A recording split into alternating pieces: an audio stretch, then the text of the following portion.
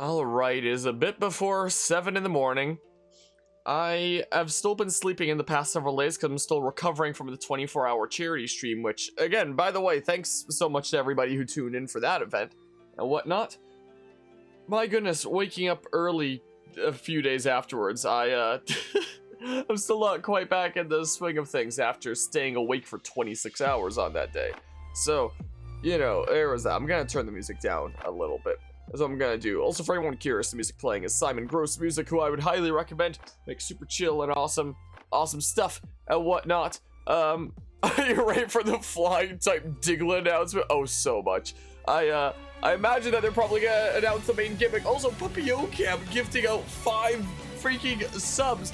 What the heck? Also, really quickly, Fat Tonight, you're probably really enjoying your Pokemon Viz, Mike. I'm glad to hear. I'm glad that you've enjoyed that, Fat Tonight, and I appreciate you stopping by here to tune into whatever the heck is going to be going on here. I assume that they're going to announce, like, whatever the next gimmick is, if I had to guess.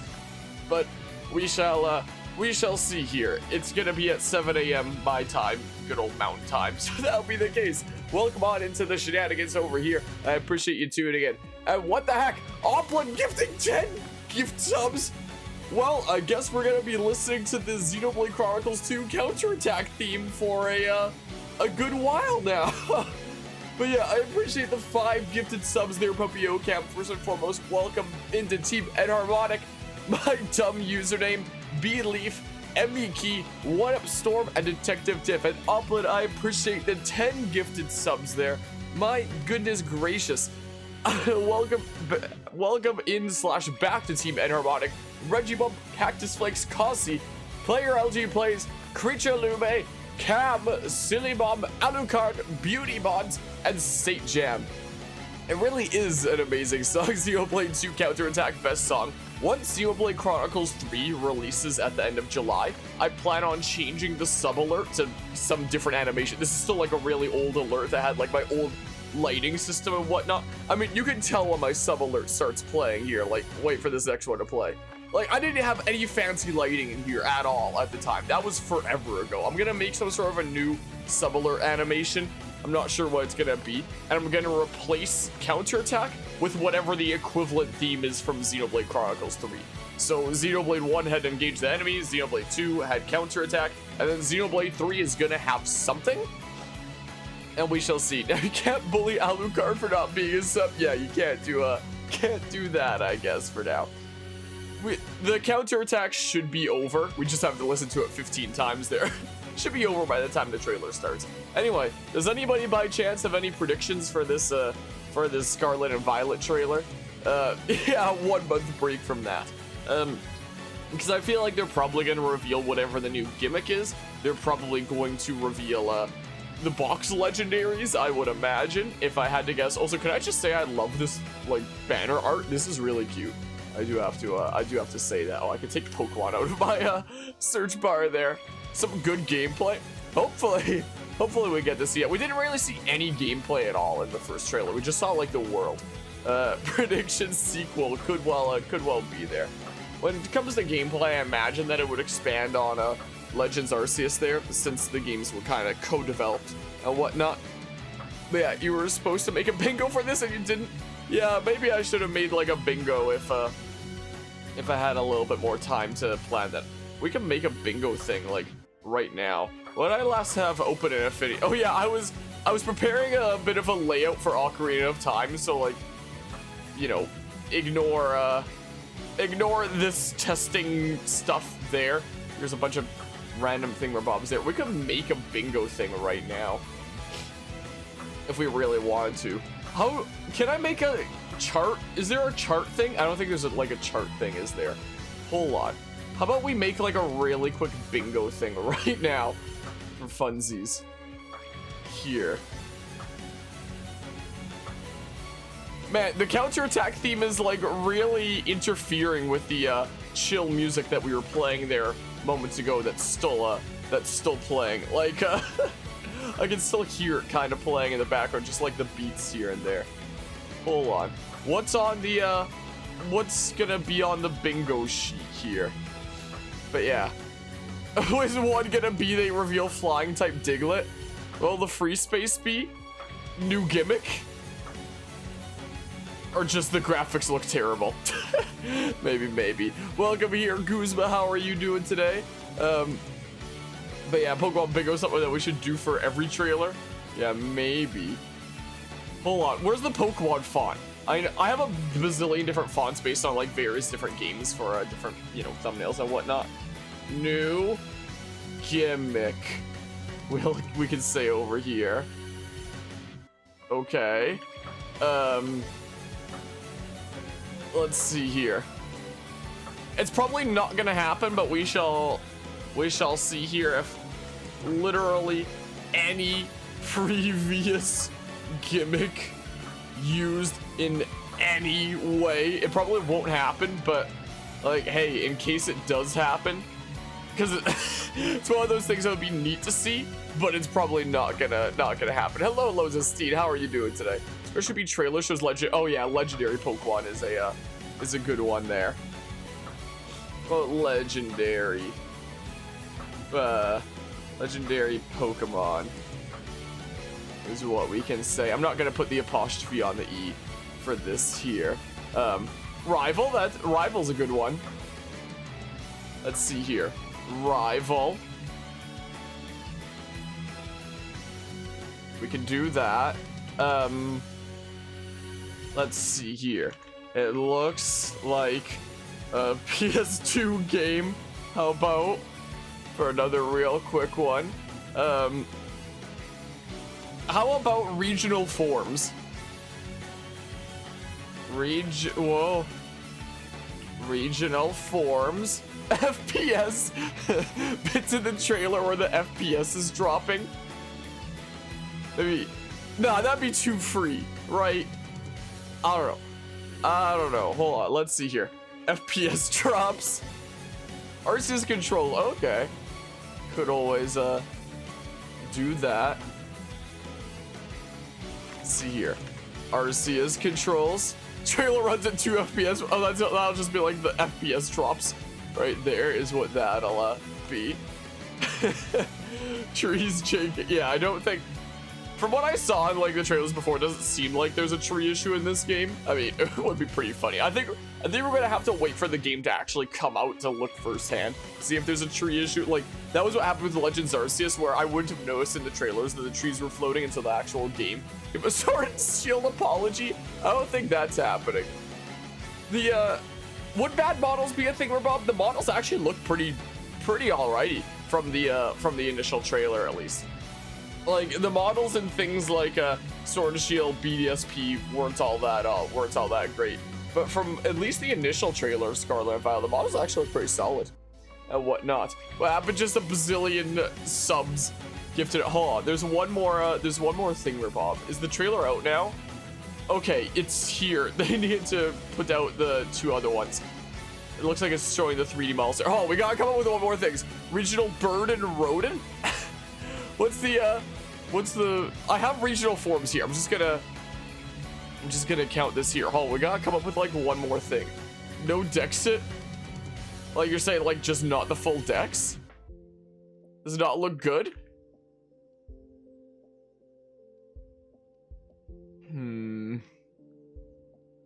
It looks like somebody made a fan game in Unity before it came out. A good-looking fan game in Unity before it came out, to be fair. Like, you know how there's like channels that will make like kind of tech demo versions of games before they release? This looks like something that you'd find on one of those channels. Anyway, hold on. One last thing, really quickly. One last thing where like Roblox. That's like just looking like a PS2 game, I guess, is what it'll be. Hold on. Let's see here. I don't know. I mean, this is also more like a free space as well. This is also a little bit like a free space, and this is the kind of thing that can only really happen after this gets published there. But yeah, that's probably a free one as well. I don't know. I can't come up with other other things there. Let's pause the music. Let's have a little bit of a look-see, huh? But yeah, there are PS2 games that look amazing. You're not wrong there. Do we want to tune into the regular one or the UK one? All right, let's see here. The backpack looks really good. Ah, I've got allergies. Apologies for my allergies. I can't wait for the new Pokemon Shield version and Shield version. That's what that made me think of. I can't wait for 2 Shield legendaries. Oh my goodness, I like the, look at him, he's gruff. I like that. What starters are you all gonna choose? Are you gonna choose Litten, Ducklet, or the Thing? There's gonna, oh, no voice acting. That should have been a thing. That's an interesting other Pokemon there. Hold on. Whoa, wait there. Before we continue the thing, something that actually pertains to the game there. There's no voice acting again. Anyway. A weird looking thing there. The people models look really good. The people actually look really nice. A lot of people really like Fuecoco, but I don't really get it. Okay, so there is walking Pokemon. That's pretty. They don't look like they. I mentioned this about Legends Arceus, but they don't really look like they fit into the world. Like they look a little bit out of place. Like it looks like a game that was made in Unity, and it just had Pokemon inserted into it. Like it doesn't really look like there's a consistent art scheme. Like that's what I felt like with Legends there, where the environments and the Pokemon and the people all look like they came out of separate. I love it. Oh.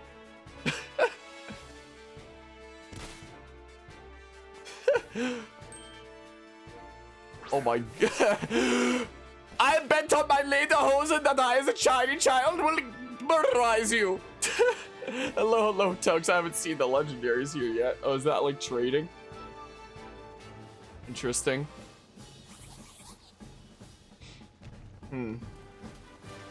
Oh, there's the frame rate dropping.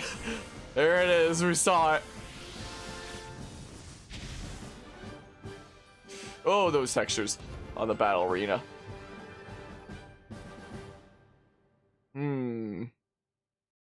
Was that its name, LeChonk? I didn't get the chance to look at the name. Yeah, here's the CGI thing that actually looks way better than the game that we're ever gonna get. And now it makes me want a game that looks like this.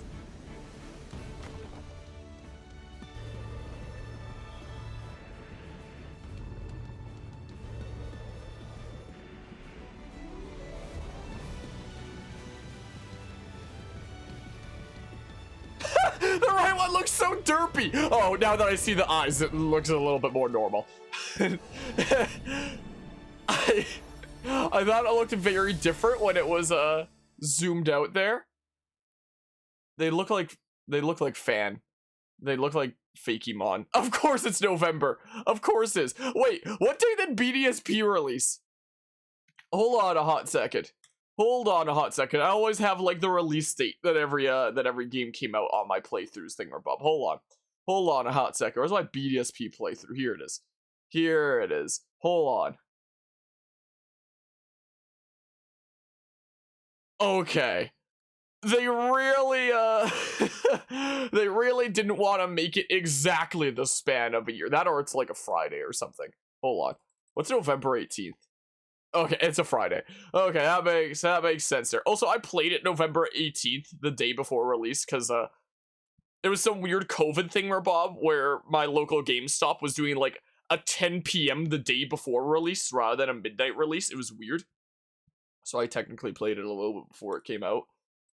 Huh. So when my Legends Arceus essay, when I was talking about how like there's gonna be 3 Pokemon games in the span of 1 year, it's technically not 3 Pokemon games in the span of 1 year. It's 3 Pokemon games in the span of a year and 1 day. It couldn't quite be the span of a 1 year. Yeah, they do kind of look like Yu-Gi-Oh things. Hold on, where was that zoomed out shot?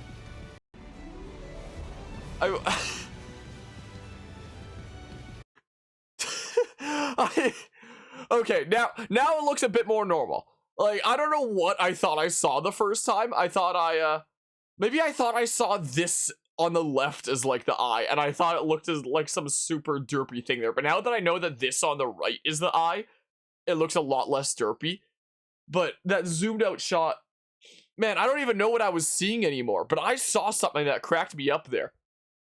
This is weird though. It's a proto-gen? What's a proto-gen? But yeah, want to see the trailer yourself. The stream kept buffering. Don't worry about that there. These look like, do you know what these look like? These look like freaking, stolen Unity assets that you would see in Pixelmon. This freaking Pokemon NFT game that I did this video essay about. Like, and this, for anybody that's not familiar with this, this video essay here, and yes, I drop a like at my own video essays because I'm crazy like that. This freaking, this scam of a NFT game, which by the way, I'm still a member of the Discord server of. They still haven't banned me from their Discord server, probably because they haven't seen me making this video on them, defaming them. Anyway, that was a whole rabbit hole there. One of the things that it turned out they did is they just like bought stock Unity assets for this game that doesn't actually exist. Like there is no game. They've gotten people to buy into it when there is no game. A lot of their things, like if I find their main website here, it's probably just gonna show the Minecraft mod. Yeah, it's gonna do that. Hold on, Pixelmon NFT. They probably just called themselves Pixelmon to like, you know, get common search results as that. Turns out like this main dragon here, for example, was just like a stock Unity asset made by this group called Malber's Animations that you can find over on YouTube, which, hold on, I can look it up here. Malber's Animations Dragons. Like you can buy their dragon assets to use in like whatever project. But the thing is, like this project over here wound up buying these dragon assets and just like parading them as their own original things and not giving like any credit to the original, you know, not mentioning that it was somebody else that made these in the first place. They just like voxelated them and whatnot is what happened here. But it's these dragon assets is what it is. These models here look like something that would have been taken off of like a Unity assets kind of thing, kind of like the Pixelmon dragons here, maybe changed around a little bit and just marked off as a new original thing. That's the vibe that I get from these. Essentially, that's what I'm feeling here from this. Also, hold on, let's put on the chill music again. This is what we shall do. But yeah, I don't know if you're rambling. I actually gotta go now to head back to the airport. Sorry to see you. Don't worry about it, Goose. But I hope that you actually managed to get on your flight today. I know that, you know, there was issues with the flight there the other day and whatnot. Turn the music up a tiny smidge. All right, what was our bingo sheet here looking like? Is it gonna be like bingo tokens like this here? Also, Oplin gifting another couple tier subs. I appreciate the 2 gifted tier subs there. Oplin, welcome into Team Enharmonic. Fidger did end Pokemon Fad version. Welcome on in. What would maybe like a green bingo token and you know, it's a little translucent thing here. So what did we get? I'm honestly surprised it didn't reveal the gimmick. We had like a bunch of main characters there, so that might include the rival. Does this count? You're from a different school depending on your version? Yeah, maybe. Oh, I hovered over literally any previous gimmick used in any way. But it didn't show the new gimmick. I'm honestly surprised about that. Original forms, FPS. Hey, there we go! Bingo! No voice acting. Was this a bit too free there? Was that a little bit too free? Did it show Arceus controls? Did it now? And I think we basically saw the rival thingamabob. Oh, I'll pause the music again. Hold on, a hot ticker. What's so weird about this game, and I noticed this a little bit in Legends Arceus as well, but I'm starting to notice it especially here, is that you have things that actually look like pretty solid, like the backpack, and then you have textures like, where was that battle arena? Where was the battle arena thingamabob? Where was the battle arena thingamabob? What the heck? What moment was that at? Okay, well, we'll see it later, I guess. We'll see it later. But yeah. Yeah, it's probably Arceus controls. Yeah, go now. Just wanted to drop by because you're live for once, but you're not at work or asleep. Yeah, a brief EU-friendly shoot. Once I get into a schedule starting next week, I actually want to start doing some regular EU-friendly streams and whatnot. I like the look of the professors. Wait, do you get a different professor based on your version? Is that why there's 2 here? But yeah, take care there, Tux. But yeah, too much 3 mainline games. It's not 3 mainline games in a year. It's 3 mainline games in a year on 1 day. It's not a year. I can't wait to, you know, I'm sure I'm probably gonna get a lot of comments on my Pokmon Legends Arceus essay that are like, you're so wrong. It's not 3 mainline Pokemon games in a year. It's 3 mainline Pokemon games in a year and 1 day. I can't wait to get a bunch of comments like that, knowing the kind of comments I get on that kind of stuff there. V for the Violet, oh, dude. Yeah, it looks Violet there. It looks based on technology, and it looks like she's more based on, like, you know, what's the word for, like, not technology, I guess. How are you doing today, Calm Luke? A lot more rural, kind of down to earth nature kind of stuff, and he's all about, like, technology and whatnot. Look at his, like, super chiseled face. I like the look. Yeah, I guess, like, nature and whatnot. Primal, I guess so, especially considering the necklace and whatnot. Interesting. Interesting. I'm personally going for Litten. This is what I'm doing. That's a really good model there. That's really neat. I really quite like that. Is that our main rival? I like the little hair streaks there. That's cool. That's really neato there. Is this the new Pikachu clone? Or is this something else? Because there's always, like, a Pikachu clone in every generation. We're concerned about the fact there's a Pokemon named Lechonk. Yeah, I know a lot of people have been really interested by Fuecoco there. Wait, so I guess, yeah, this would be like one of these would be like the player character. And then these are like various other characters there. So was that not your rival? Maybe that is your rival, and there's like other dudos that get like the other starters. Maybe it's like a Pokemon Black and White situation where there's multiple or something like that. Yeah, we shall see what happens to the cat as it evolves here. We shall see. Yeah, I very much feel. Oh yeah, okay, that basically is like Legends Arceus thingamabob. Said that this is 4-player, like with the 4 screens thingamabob.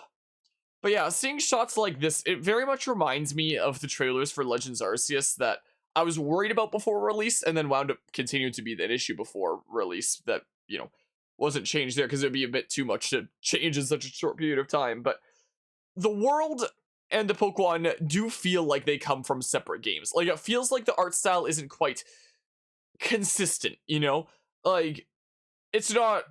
It might not be as much of a drastic difference as... No, well, maybe it's about the same level of drastic difference as Legends Arceus. But when I look at this, it looks like this was a world for some video game of some sort, and somebody made a Pokemon mod for it, rather than it actually being a, you know, original Pokemon game. Like, this looks like some sort of a 3D world game, and somebody made a Pokemon mod. Like, it doesn't quite look like it belongs there. It looks like, hey, there's Pokemon here, but do they quite belong, you know? Like, totally not, but do? Yeah, isn't it cool? Pixelmon looks like the main character of that one indie game that stole asses from old Super Nintendo games. Kind of does, doesn't it? Ah! End my suffering! I'm in so much pain! Look at me! My goodness, not holding back on that toss there. But yeah, yeah, it really, like, this really was one of my biggest issues with the graphics of Legends Arceus, was just that it really didn't look like it fit. This really looks like some sort of like a cartoonish indie open world kind of game, and somebody made a Pokemon mod for it. That's what it really looks like here. I don't know whether I love or hate that there. Lechonk. Good old Lechonk. On my laser hose and you shall die. Anyway. Are these like the new Pokmon Centers? Hold on. Look at This is kind of interesting. It looks like it's a Pokmon Center, Pokemon, and whatever that is, all bundled in. Maybe that's the PC. All bundled in one, and you don't even need to go through a door loading screen to get to it. It's just these little outdoor stations that are part of the environment that you're currently in.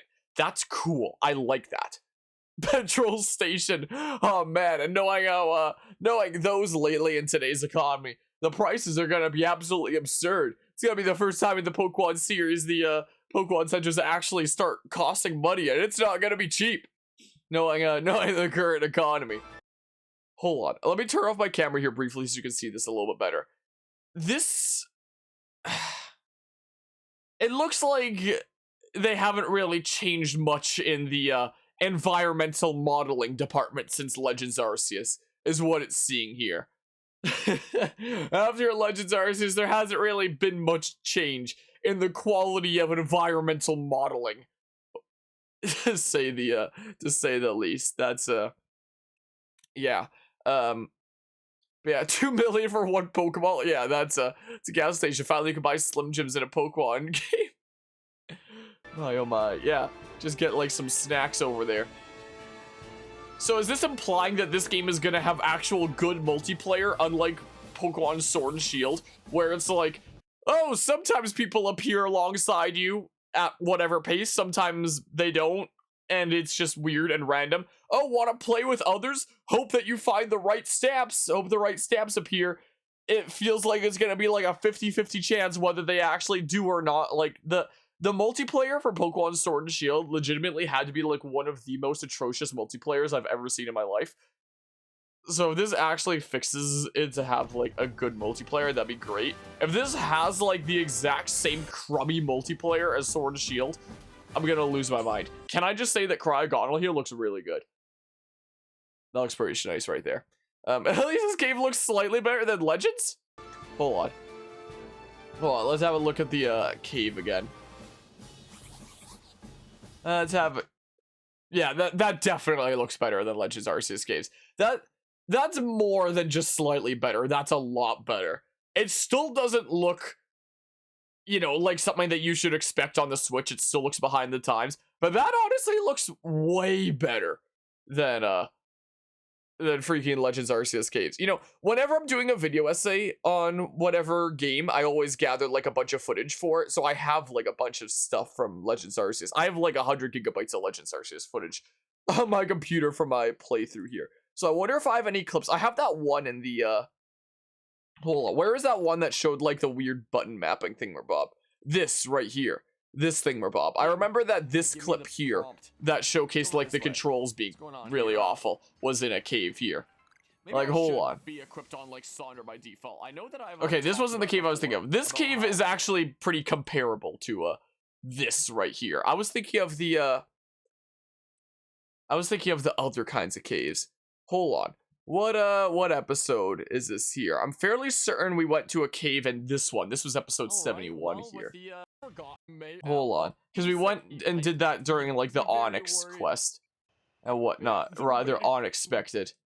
Yeah, the textures in this game. Hold on. We go into a cave like here. This is what I think of caves in Pokemon Legends Arceus. This is what I think of. And compared to this is a major improvement compared to compared to this here. Like the Scarlet and Violet ones look way better in comparison. It still looks behind the times for the Switch, like it still looks like it could be a lot better. But compared to this thing that looks like it was made in a game jam, it does look a lot better at least. You know, there is at least that. But yeah, give us back the PPS or player search system, whatever it was called. PSS was great because it was a good feature. Game Freak doesn't like it. Well, that was the thing we're brought for the 3DS titles, right? Just like Battle Frontier, Super Train, Gen 5's register system, so many other things. What was Gen 5's register system? I don't even quite recall at this point. Also, speaking about Generation 5, I was thinking about potentially starting those on the channel in the near future. Because after we did the 24-hour charity stream this past weekend, which, again, thanks all who tuned into that. If I go to this layout for a hot second, freaking that Guzma mad lad who was here in the stream earlier wound up dropping over $1,000 US, which was absolutely insane. And our initial thingamabobs look like this. This was my initial goals that I had set. But considering he single-handedly smashed the $1,000 goal before the event even started, I needed to make like some new thingamabobs. So we're gonna start like some Ocarina of Time and whatnot in the near future and do a Majora's Mask for Halloween is the plan. But Guzma was the one that suggested like for a milestone, like, oh, if we hit 2K, you should dye your hair green. So I elaborated on that by saying like dye hair green and do a Pokemon Black and White playthrough in full cosplay. Now it didn't quite get to 2K, but this still doesn't include like my own contribution for the charity thingamabob. So I was thinking about potentially just rounding up to 2,000 for the donation. That would be like my contribution, is what I was thinking about doing there. But then the question arises: do I still do the thing for like the 2K goal? Do we still do like that? I'm still undecided. I don't want to make like any guarantees right now, but I have been looking a smidge into hair dye options because, you know, after that crazy amount of Mad Lad generosity, I feel like that's a good way to like show my appreciation to that Guzma Mad Lad there and all those that help, you know, contribute to that charity event. But because, you know, Guzma dropped over 1,000 and, you know, was the one that suggested that, it's like, that would probably be like a good show of appreciation for crazy Mad Lad generosity, you know? So I'm thinking about it. So there is a chance that we might go play the Gen 5 games before a Scarlet and Violet release and get like a reminder what that was like. In Gen 5, you could register as many items as you like, as well as register different parts of the menu, and it was removed in Gen 6. It's been too long and I don't remember it, but if we did wind up playing that this year, then that would remind me about that. Interesting. Maybe it is extra worth it to go to doing that. I appreciate the 100 bits there, Bullet. I appreciate it. Game Freak is deathly allergic to keeping awesome features. It seems like a lot of time. Also, we can turn on the jar. The jar is gonna have like the bazillion gift subs there. Oh my goodness, look at all that.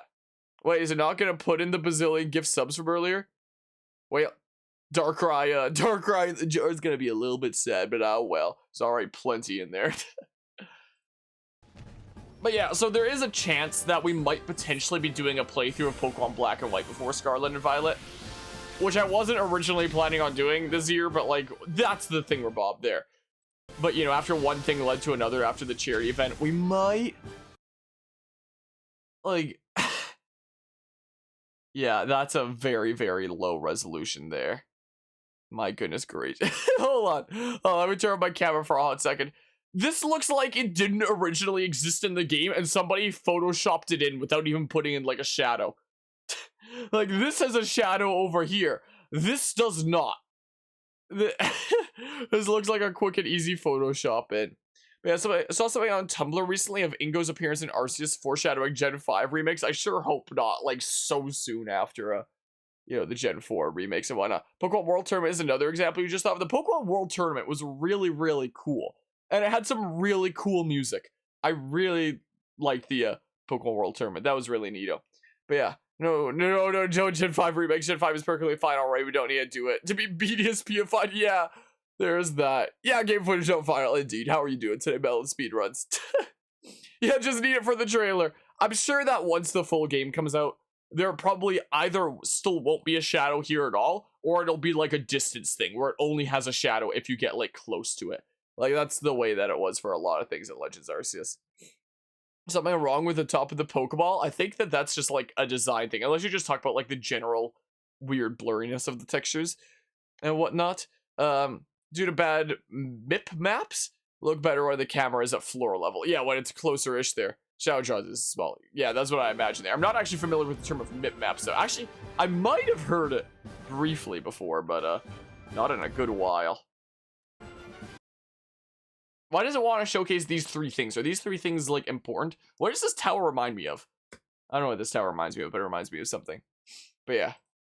Let's, again, this looks like some indie studio made, like, an open world to explore, and then made a Pokemon mod for it, rather than it being, you know, a seamless part of the process from the beginning, you know?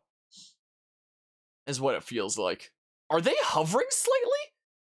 Pikachu is hovering above his shadow here. Like, you can see, like, if I hover over it like that, then you're gonna see, like, the timeline thing. But if you look closely, Pikachu is literally hovering over his shadow. Tower of the Rayquaza from Gen 3, that's what you get from it, you think, huh? This can further offer from a texture loads resolution will get to increase performance common games, but it looks more apparent in the Pokemon engine. Also, he's not floating there. Is he not? Is he not doing that? Or is the shadow just being as strange? Bias of his shadow is just higher than it should be. But yeah, I'm familiar with the idea of, you know, things being rendered more as you're getting closer, but I guess I just didn't know the actual term for it. But yeah, hello, Celiebum. A little disappointed that Pokemon using physical moves doesn't make contact with other mons like in Legends. Wait, does it not? Hold on. Whoa, wait here. And Oplin gifting 5 more gift subs. What the heck is going on here? I appreciate the 5 more gifted subs there, Oplin. My goodness gracious. Welcome in / back to Team Enharmonic. Roke, Sexy Yoshi, Airbox, the Gangster Samurai, and Missing Clara. Hold on. Do we see like some proper physical moves during this? This kind of human model, that looks really good. The Lechonk using tackle, okay. Let's see here. Good old Lechonk, huh? Lechonk. Yeah, oh yeah. That kind of thing then.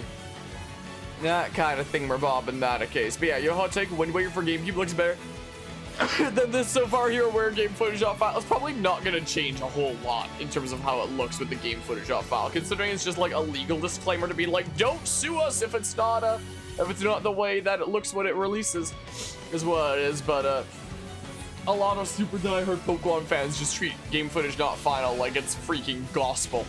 You can't speak out against it. Picture why Pikachu just floating on Discord already? Why am I sniffling so much? Have I just got like allergies to wacky looking games or something like that? Is that what's going on here?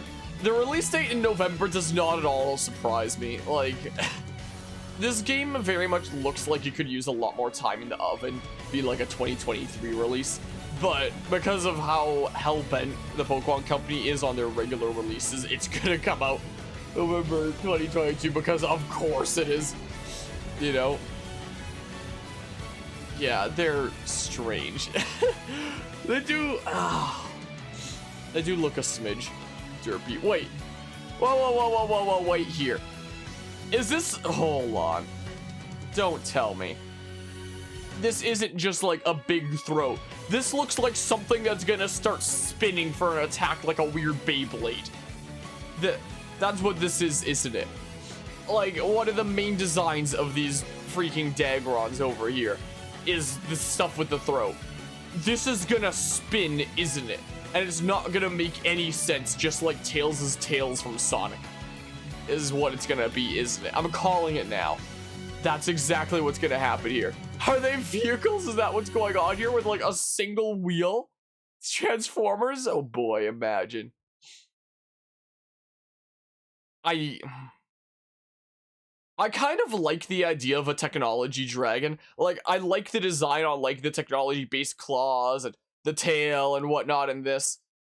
I don't like the legs just straight up being thrusters that don't even point like a logical way for it to be floating, you know? This I don't like. I like the claws, I like the design with that there. I like these kind of technology things. I don't like that. That I do not, though. Interesting. Looks like nature versus science themes. It seems very much like hello, welcome on to an Impow. Wow, if that's how that's pronounced there. But yeah, you can't unsee the jet guys having a sans eye. My goodness gracious. Hope you're ready to have a bad time. Alright, let's put on the chill music again. That's what we shall do. Hellos! But yeah, Game Freak saw your video and but you made it one day than 1 year. It would have been it probably would have been exactly 1 year if November 19th was a Friday once again. But because November 18th happened to be the Friday, they just made it the Friday that was the closest possible. It just happened to be like a day prior there. And like thrusters change direction where the purple boy moves? Maybe. It seems like in front is like the hovering position. Hello, Kraken. How are you doing today? Oh man, I can't I got allergies. My goodness, I'm so sorry for like my sniffles here. But yeah, let's just see here. So this right here, gap due to bias contact fix. Huh. This is a little bit early talking about freaking Ocarina of Time layout stuff. Huh. Interesting. Interesting. They could be the kind of thing that wouldn't be an issue in the highest grossing media IP. But what do I know there? Alright, enjoy the lurk there. Yeah, it could all be a past and future kind of thing, Bob. Doing well. Now addicted to Final Fantasy 14. Not you as well, they got you too! Oh man. I swear, everyone, I swear, it's like everyone I know always winds up getting roped in some way into the hit new RPG Final Fantasy 14. I think the funniest instance of me hearing about Final Fantasy 14 is when I was playing I was playing Civilization 6 with the game director of Dark Deity, which is an indie game that's based off of like Fire Emblem. It's very heavily inspired by Fire Emblem. And when I was chatting with the director of that game there, he was telling me that in the official Dark Deity Discord, apparently people talk more about Final Fantasy 14 than they do about Dark Deity. It was really funny to hear. Anyway, that's the thing about Final Fantasy 14 there. Can I just say I love the detail in these eyes? Like, that is awesome. Like, if only the whole world and game could have like the quality of something like this. Like, that is really awesome details. I like the design of that. Like, I did generally really like the human models in Pokmon Legends Arceus, but they just kind of felt like kind of off a little bit, and their animations felt very robotic-y with all the presets. Like, I did that one edit where I edited over like the Iron Man sounds where it's like like changing the expressions and whatnot. This kind of animation, that looks really fluid. That does not at all look robotic. I mean, it could just be because it's like built ahead of time battle animation. Who knows if the cutscenes are actually going to look like that. Hopefully the cutscenes have that level of quality for the animations. They probably won't though. But the models themselves, like, I don't know if I can properly express what it was, but something just looked like off and lacking about the Legends Arceus ones. Like, I don't know if it was I kind of felt that way about the Pokemon models as well, and I felt like maybe an Okami style outline or something like that could have helped them along, but they just felt like something was a little bit missing from the models there. Wait, I can probably showcase a good example of this. Do I have Legends Arceus somewhere around here? Hold on a hot second. I'd like to actually use an example here. You know, wait, it might actually be in my game case here. I probably put it away properly considering, you know, the Legends Arceus essay was done and I figured I didn't need to. Oh, no. I do still have it around slightly. But yeah, hello, Arc Mochi. I like the character designs except main character. Yeah, that's kind of the way that I'm feeling here. Hold on, let me take out okay, that's Smash Bros that was in there. Hold on. Let's actually boot into Legends Arceus for a hot second so I can illustrate what I mean. I don't think I'm going to be able to properly express it with words. I think I need to, like, actually use a direct example here. Hold on a hot ticker here. Switch my input so I can see it. But yeah, let's just see here. Harmony, have you not played the critically acclaimed MMORPG Final Fantasy 14? The free demo complete with Heaven's Sword expansion. I don't know how I haven't played the critically acclaimed MMORPG Final Fantasy 14 with a free demo complete with Heaven's Sword expansion. I'm not sure what to say there. Yeah, this game does not hit you very hard, to be honest, from this. Yeah, me either. Like, the environments are kind of the legendaries are, like, kind of interesting. I'm not too big on the new Pokemon. I do like the human models, though. The human models look really... Okay, this is apparently the last place I left off on gathering footage. Hold on. To illustrate this, let's grab a Shinx. Hold on. I feel like when we saw that close-up of Shinx in that one cutscene there, where Commander Kamado bans you from the daycare, made me really realize what I felt was kind of off with the Pokemon. Hold on. Let's see here. If I just send gosh dang it. I talked about during the Legends Arceus essay how it's confusing how you know, with a ride Pokemon B is run and with a trainer like B is crouching. and tapping in the left stick is run, and how it accidentally just like teabag sometimes. I just now did it. I haven't even played this game in a while. I'm already going back to confusing controls. Anyway, hopefully Scarlet and Violet doesn't have confusing controls. Like, when I look at something like this, it just looks kind of off, especially around the eyes. Like, it looks like the eyes should have some sort of a small outline around them that like marks the eye area. But instead, it just looks like the 3D model exists without the eyes, and then they had like the eyes just like plastered on like a weird texture is what it kind of looked like. And that's kind of the way that I felt like a little bit about the human models as well. Not as much with the human models. I felt it a lot more strongly with the Pokemon models. But like, that was one of the things I felt about the models of this game, is that, and I don't know if I properly expressed it during the Legends Arceus essay, because I just kind of mentioned that the models looked a little bit off and could benefit from an Okami style outline, but I meant that in more ways than just like the outline around the whole thing, but also around the eyes, because like, there are Pokemon that have, you know, some sort of a thingamabob around the eyes, like designs like that, where it doesn't look as much off. But the Pokemon that just have like a single color kind of face and just have the eyes plastered on look very off like that. Like, they look like they're putty or Play-Doh or something like that. Like blue Play-Doh, and then somebody took like an eye sticker and then stuck it on, is what it kind of looks like. Like, it doesn't look as bad for the human models, but it still looks a little bit off, at least. When I look at Scarlet and Violet, though, I don't see that issue here. Like, this actually looks really solid there. I really like the look of that. Like, this doesn't seem to have that same kind of issue of just feeling like it was plastered on to, you know, an already existing face. Like, this actually looks like a good natural eye, in my opinion there. So I like that. That I do very much like. I can just say that. Can you check the official website? Are there updates on the official website here now? Would it be in the description? New Pokemon, new professors, new trailers. Wait is overlays on. There's no links there. I'm surprised that this is what the trailer was on and not like a new gimmick. Watch there not even be like a new gimmick. Let's see here. Pokemon Scarlet Violet. Anyway, yeah, that's a way that I feel about that. I wonder if do I still, hold on really quickly, do I still feel that way about the models though, like it was plastered on? It feels kind of natural here, like indents.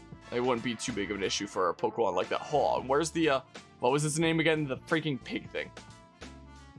Hold on, it's right up ahead here. I guess I'll skip ahead like the 5 seconds. I feel like this has enough of a design around it that you wouldn't really be able to notice that. Yeah, and it actually looks a little bit like indents. Huh. So maybe that whole eyes thing from Legends Arceus wound up getting fixed. In that case, that issue that I could have put into detail a lot better during the Legends Arceus essay. Let's see here. Let's see here. Legendary Pokemon names are Koraidon and Miraidon. Huh. Yeah, this looks like a weird wheel that's gonna like spin. Is what it seems like. But yeah, cartoony art style with the real world things. Yeah, that could be a bit strange. New Pokemon to discover.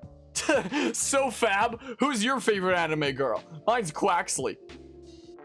Remember details about Sparagito, Fuecoco, and Quaxley, the 3 Pokemon from which you'll choose your first partner, along with other wonderful new Pokemon, including the legendary Pokemon Koraidon and Miraidon. I do like how this video does not at all have to be a critique of the Pokemon Scarlet and Violet website. Like, that doesn't really at all matter in the grand scheme of things. But can I just say, I like how this comes into the left like that, but I don't like how it goes away like that. Like, this feels very jarring. It's like, where's my information going? You know, I don't know, it just feels a little bit off. What? And then it starts like going together here? Like, why? I'm so confused. Anyway, well, Pokemon has evolved. I feel like Pokemon hasn't evolved for a very long time. Like, it did evolve a bit with Legends Arceus, I guess. It doesn't really feel like it's evolved all that much past that. It feels like the same kind of level as Legends, I believe. Pokemon Scarlet and Violet are the first open world RPGs in the Pokemon series. Yeah, that's what Sword and Shield marketed itself as, and then I shouldn't say marketed itself as, presented itself as is a bit more accurate. So I guess this time it actually will be the case. Yeah, it's looking like that will be. Hello, Mythic. How are you doing today? The stream is pretty chill. We're just tuning into shenanigans here to see what's going on. As you enjoy hallmarks of this series, meeting, teaming up with, battling, training, and trading Pokemon, you'll be able to immerse yourself in a newly evolved adventure.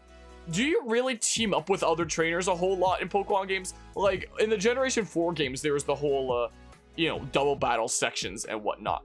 Are there, in modern games, are there really a whole lot of sections where you're teaming up with? Is that really one of the hallmarks of the series, is teaming up with? I guess in Sword and Shield, there were things like the co-op raid battles and whatnot, technically. What? When you click the arrow here, that implies that it's gonna go to like another panel of this here. It just takes you to a complete other page. I can't wait for Pokemon Shield version and Pokemon Shield version. The Pokemon Scarlet and Violet games, the newest chapters of the Pokemon series, are coming to Nintendo Switch later this year. With these new titles, the Pokemon series takes a new evolutionary step, allowing you to explore freely in a richly expressed open world. This sounds like the way that fast food companies use terms to describe their food, when really you can use it to describe like pretty much anything there. I like Lederhosen Kid.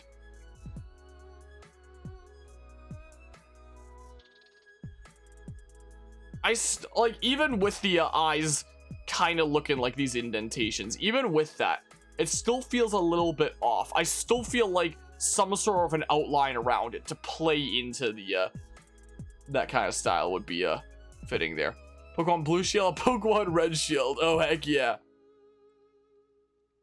I can't wait for this game to drop like previews of the upcoming Gen 1 remakes. That'll be so cool. I think this is my favorite trainer design. I have no idea what the heck her name is, but I think she's my favorite. World Pokemon has evolved. Isn't that what the last one said? Oh, that was like the previous page there. What? No more Kanto, please. Yeah, I don't know how I feel about this website design. Pokemon Scarlet and Violet. Again, the website doesn't really matter, honestly, but, Pokemon Scarlet and Violet offer an open world experience that only the Pokemon series can deliver when welcoming to newcomers of the series. Even to newcomers of the series. I'm sure it is one that only the Pokemon series can deliver, considering, there's Pokemon in it. Well, I'm sure almost any other Pokemon open world game that had a Pokemon mod installed in it could deliver that. Especially considering the world of this game looks like it was a different game that had a Pokemon mod put into it. Is what it seems like. Though, I mean, you would technically never really see much of anything like that, considering if anything like that gains traction, it's gonna get hit with the classic Nintendo cease and desist, So, there's that. Let's go Mary and Meryl. Imagine. You can experience a new style of adventure with a world that you're free to explore at your leisure and not in an order dictated by the story. Oh. So if there are gyms, would you be able to do them in any order, I wonder? You will of course journey to hone your skills as a Pokemon trainer, but many more discoveries and stories await you. Meet a variety of people in Pokemon and adventure in the world of Pokemon the way you want to. Now, open world games have a lot of potential. Like, at the end of the day, I still feel like for a lot of games I will prefer linear experiences. For a lot of games, maybe not all games, but in games that tell like a heavy story, for example, I'll prefer a linear kind of centered game. Like Xenoblade Chronicles, for example, will craft like a really incredible story. But, unless we're talking about Xenoblade Chronicles X, but the open world nature of Xenoblade Chronicles X was handled really well, and the gameplay of that game was absolutely fantastic. I feel like when it comes to, I feel like there's a lot of this negative stigma behind linear games nowadays as well. And if you manage to make a game that's like open world and slap that label on, everybody's like, ah yes, open world game, this is going to be absolutely fantastic. And it can be, but it needs to be handled like well, and it makes me wonder how this transition over to that is going to be handled. Are they going to be able to pull it off well, or are they not going to be able to, Like, I am definitely getting really tired of the linearity of so many Pokemon games. So I am definitely glad to see it be open world here. But I feel like open world is one of those kinds of trends that a lot of games in the industry hop onto because it's the trending thing. Because there's this like super positive kind of imaginary halo over the nature of open world games and whatnot. And there's like this negative stigma behind linearity in the modern gaming industry. I find, at least. So it seems like Pokemon has hopped on that bandwagon, but now the question arises, will they be able to, like, pull off open world nature well? Or is it just gonna be, like, a really lazy, awful version of it just so that they can slap the name of open world onto their game because of the, you know, positive reputation and stigma that comes around with being able to slap open world onto your game, you know? And what's not. So we shall see. Wish they would have a region based on Canada or Scandinavia or someplace like that, somewhere cold. That'd be cool. That'd be neato. Xenoblade Chronicles X is underrated. I freaking love that game. Same. I would love to see it come to the Switch one day, especially if it got the treatment like Xenoblade Definitive Edition did, where it gets like extra content, like extra story content at the end, something that could explain the cliffhanger of X's story and whatnot. Like X's story wasn't, you know, anywhere near the quality of the stories of you know, the other Xenoblade games that focus on a complete like linear story start to finish. They're gonna spoon feed you this finely tuned and crafted story, you know? Xenoblade Chronicles X was all about gameplay, and it had freaking amazing gameplay and whatnot. Like, it definitely handled open world well, for sure. But,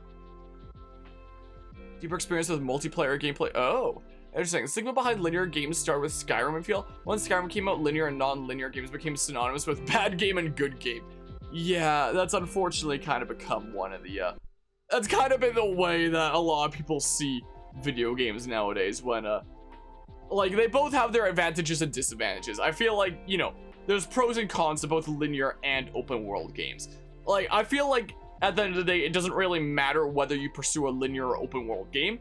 It depends on like how well you do it. What kind of experience are you able to craft by going for that system? Like, how well do you execute it, you know? Xenoblade Chronicles X is a good example of tuning a good open world game. Breath of the Wild is another example of like crafting a really good solid open world game. Its story took a decent bit of a hit considering you didn't get to experience any story in the here and now, and the only story you experience is like IMDb chapter synopsises that you collect around the world in whatever order, so I didn't like the story of Breath of the Wild for that reason.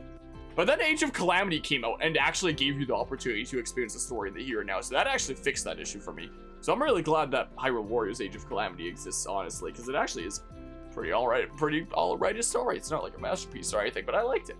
I very much liked it, at least. But yeah, I feel like Xenoblade and Zelda are good examples of being able to do open world well. What examples can I think of games that just like did open world for like the sake of being able to slap open world on their game but weren't actually all that good? I mean, there was Pokemon Sword and Shield that like tried to present itself as being open world when it wasn't, and they're kind of acknowledging here that like, ah yes, Scarlet and Violet is like the first one that's truly open world. Legends Arceus also kind of presented / marketed itself as open world when it really wasn't, and really didn't handle itself all that well in its world regard. Like, it would have been really interesting if the world really was just one cohesive existing place, rather than, you know, completely separate areas that you have to keep on going through Jubilife Village over and over and over again whenever you want to get anywhere else. Like, I feel like it was handled a bit clunkily in there, so I am a little bit worried how it's going to be handled in Scarlet and Violet here. We shall see. There are amazing newer linear games out there that don't seem to get that stigma brought up regarding them, such as Doom Eternal. Huh. Interesting. I'm sure that Xenoblade Chronicles 3 is going to be like a pretty linear experience in terms of its story. I'm sure it's going to have like a vast world to explore. That doesn't exactly make it open world, because when you say something's open world, that comes with the idea that like, oh, you can go experience things in whatever order. I'm sure that Xenoblade 3 is going to have a vast open world, but it's going to, you know, have but it's not going to be an open world game. It's probably going to have like a very fine-tuned and crafted story experience that I can't wait to experience, because apart from X, the other Xenoblade Chronicles story experiences have been absolutely breathtaking, so I can't wait to experience that.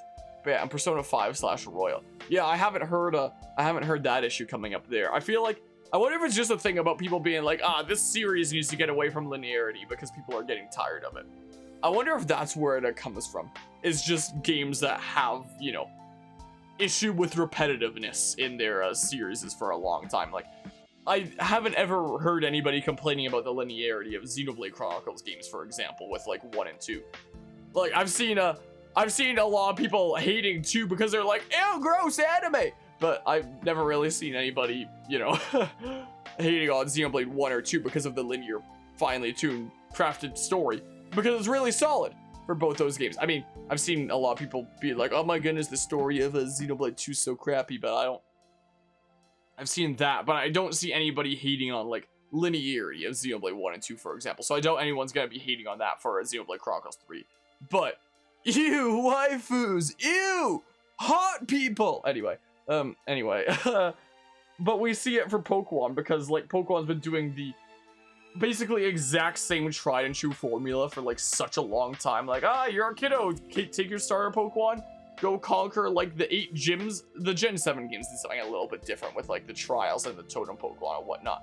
But every other game just like, the 8 gyms, go get, like, the 8 gym badges, save the region, defeat the Pokemon League, yada yada. Like, it's just the exact same thing over and over again. So I think people complain about linearity in Pokemon games, but not, you know, things like something like Xenoblade. Because it's just, like, so insanely old and stale by now in Pokemon, because not only are they doing, like, linearity over and over again, but they're just copy-pasting the exact same game format over and over and over again, and just reselling you it, instead of giving you, like, a new experience that you haven't tasted before, you know? Is the thing. So I feel like that's why Pokemon really needs this, like, open world break to get away from you know, being associated with the same stale linear formula that they've been doing for the past, you know, couple decades now, essentially. Because it's so old by now, and I feel like, you know, it's kind of the excuse to get away from the stigma of them having done the same thing for the past couple decades. All because they've refused to change up the formula of their mainline games. You've seen, like, plenty of other games innovate and give you something, like, vastly different compared to previous titles, like Mario doing something completely different with each of his, like, 3D platformers, for example. All the Legend of Zelda games are, like, very set apart from one another, unless they are ones that, you know, are tied together, like Ocarina of Time and Majora's Mask are gonna be similar, or Breath of the Wild and its sequel are probably gonna be similar in a lot of ways. But apart from that, like, every other title in that series is pretty darn vastly different from one another, you know? Like, you hop into a different Legend of Zelda game, and while there are gonna be similarities, like, you're gonna be hopping into a vastly different experience. Whereas with Pokemon games for the past couple decades, hop into almost any mainline game, and you're getting basically the same experience, is the thing. Just pick and choose any mainline game, and you're experiencing Pokemon. There is no, like, significant difference between these mainline games. Everyone is just, like, summed up to you experiencing Pokemon. So I feel like Pokemon really needed this, you know, this opportunity to get away from that negative stigma and be like, yes, we're doing something vastly new. Just because they've refused to change up their formula for the past couple decades, you know? And it's the kind of thing that I wouldn't really have noticed as much as a kiddo, because I was just like, it's Pokemon, the thing I love, I'll gladly play the new game. But, you know, as the years have gone on, it's really become very evident where it's like, I'm really playing basically the exact same game over again that I did, like, last year, but worse, you know? Man, they're all hot! Characters with visually appealing designs! I have seen some actual interesting videos that do touch on sexuality in video games. They actually do bring up some pretty good points. But, you know, it's the kind of thing that doesn't really bother me all that much, is the thing. It is something that is worth talking about in some lenses, like, from a critical kind of standpoint. But not just being like, oh no, he's hot, dismiss everything. Not that kind of lens. There are some valid criticisms to be said for those kinds of things. There are definitely some valid criticisms around there, but most of the people I see going on about that kind of stuff aren't those that have it. There are some channels there that do delve into that kind of topic in depth though, and do bring up some really good points though, to be fair. But yeah, Final Fantasy 13 is kind of underrated. It's a high point in the Final Fantasies for sure, but it's so far from a bad game. Is it an open world kind of thing, Bob? People that you don't like are the ones that look at a game and go, cartoon graphics must be for kids, you can't play that. What, in regards to something like Pokemon, or just like what other thing, Bubs, with cartoon graphics and whatnot? Game Freak is not a company that can handle a franchise as big as Pokemon, to be honest. Yeah, like Game Freak I feel like was a lot more suited to things like the handheld games, or like smaller production kind of projects like Little Town Hero, when they wound up doing that, which, by the way, I've heard that Little Town Hero, apparently the gameplay isn't all that fun. But Little Town Hero music is absolutely fantastic for anyone that wants to check it out. I sometimes use some of Little Town Hero music in some of my videos here and there, especially in like my Minecraft stuff. I'll use Little Town Hero music, probably because a lot of the Little Town Hero OST was done by Toby Fox, the creator of Undertale, so that was interesting there. But when I look at projects like Little Town Hero, I feel like this is the kind of thing that Game Freak is suited to. Hold on, let's see. I've never played it before. Little Town Hero trailer. Let's have a look at this. This was a Game Freak project that was being worked on there. It released on PS4 as well? Interesting. Hold on. If I just first and foremost look up Little Town Hero here. Yeah, this was a Game Freak game that was composed by Toby Fox. And apparently it also came out on the PS4. I did not know that. But yeah, when I look at projects like Little Town Hero, also the water in this looks really good. But you can tell from like, you know, some of the characters and whatnot, that's like, yeah, that's the Pokemon kind of thingamabob there. This is the outline that I feel like could be kind of fitting for Legends Arceus or something like that. But yeah, it's getting bad because this person is on. Yeah, I know, right? Which is the fact that Pyro's the first image when you look up bad characters that makes. Wait, is it really? Is it just because of like some popular influencers doing that bad character design?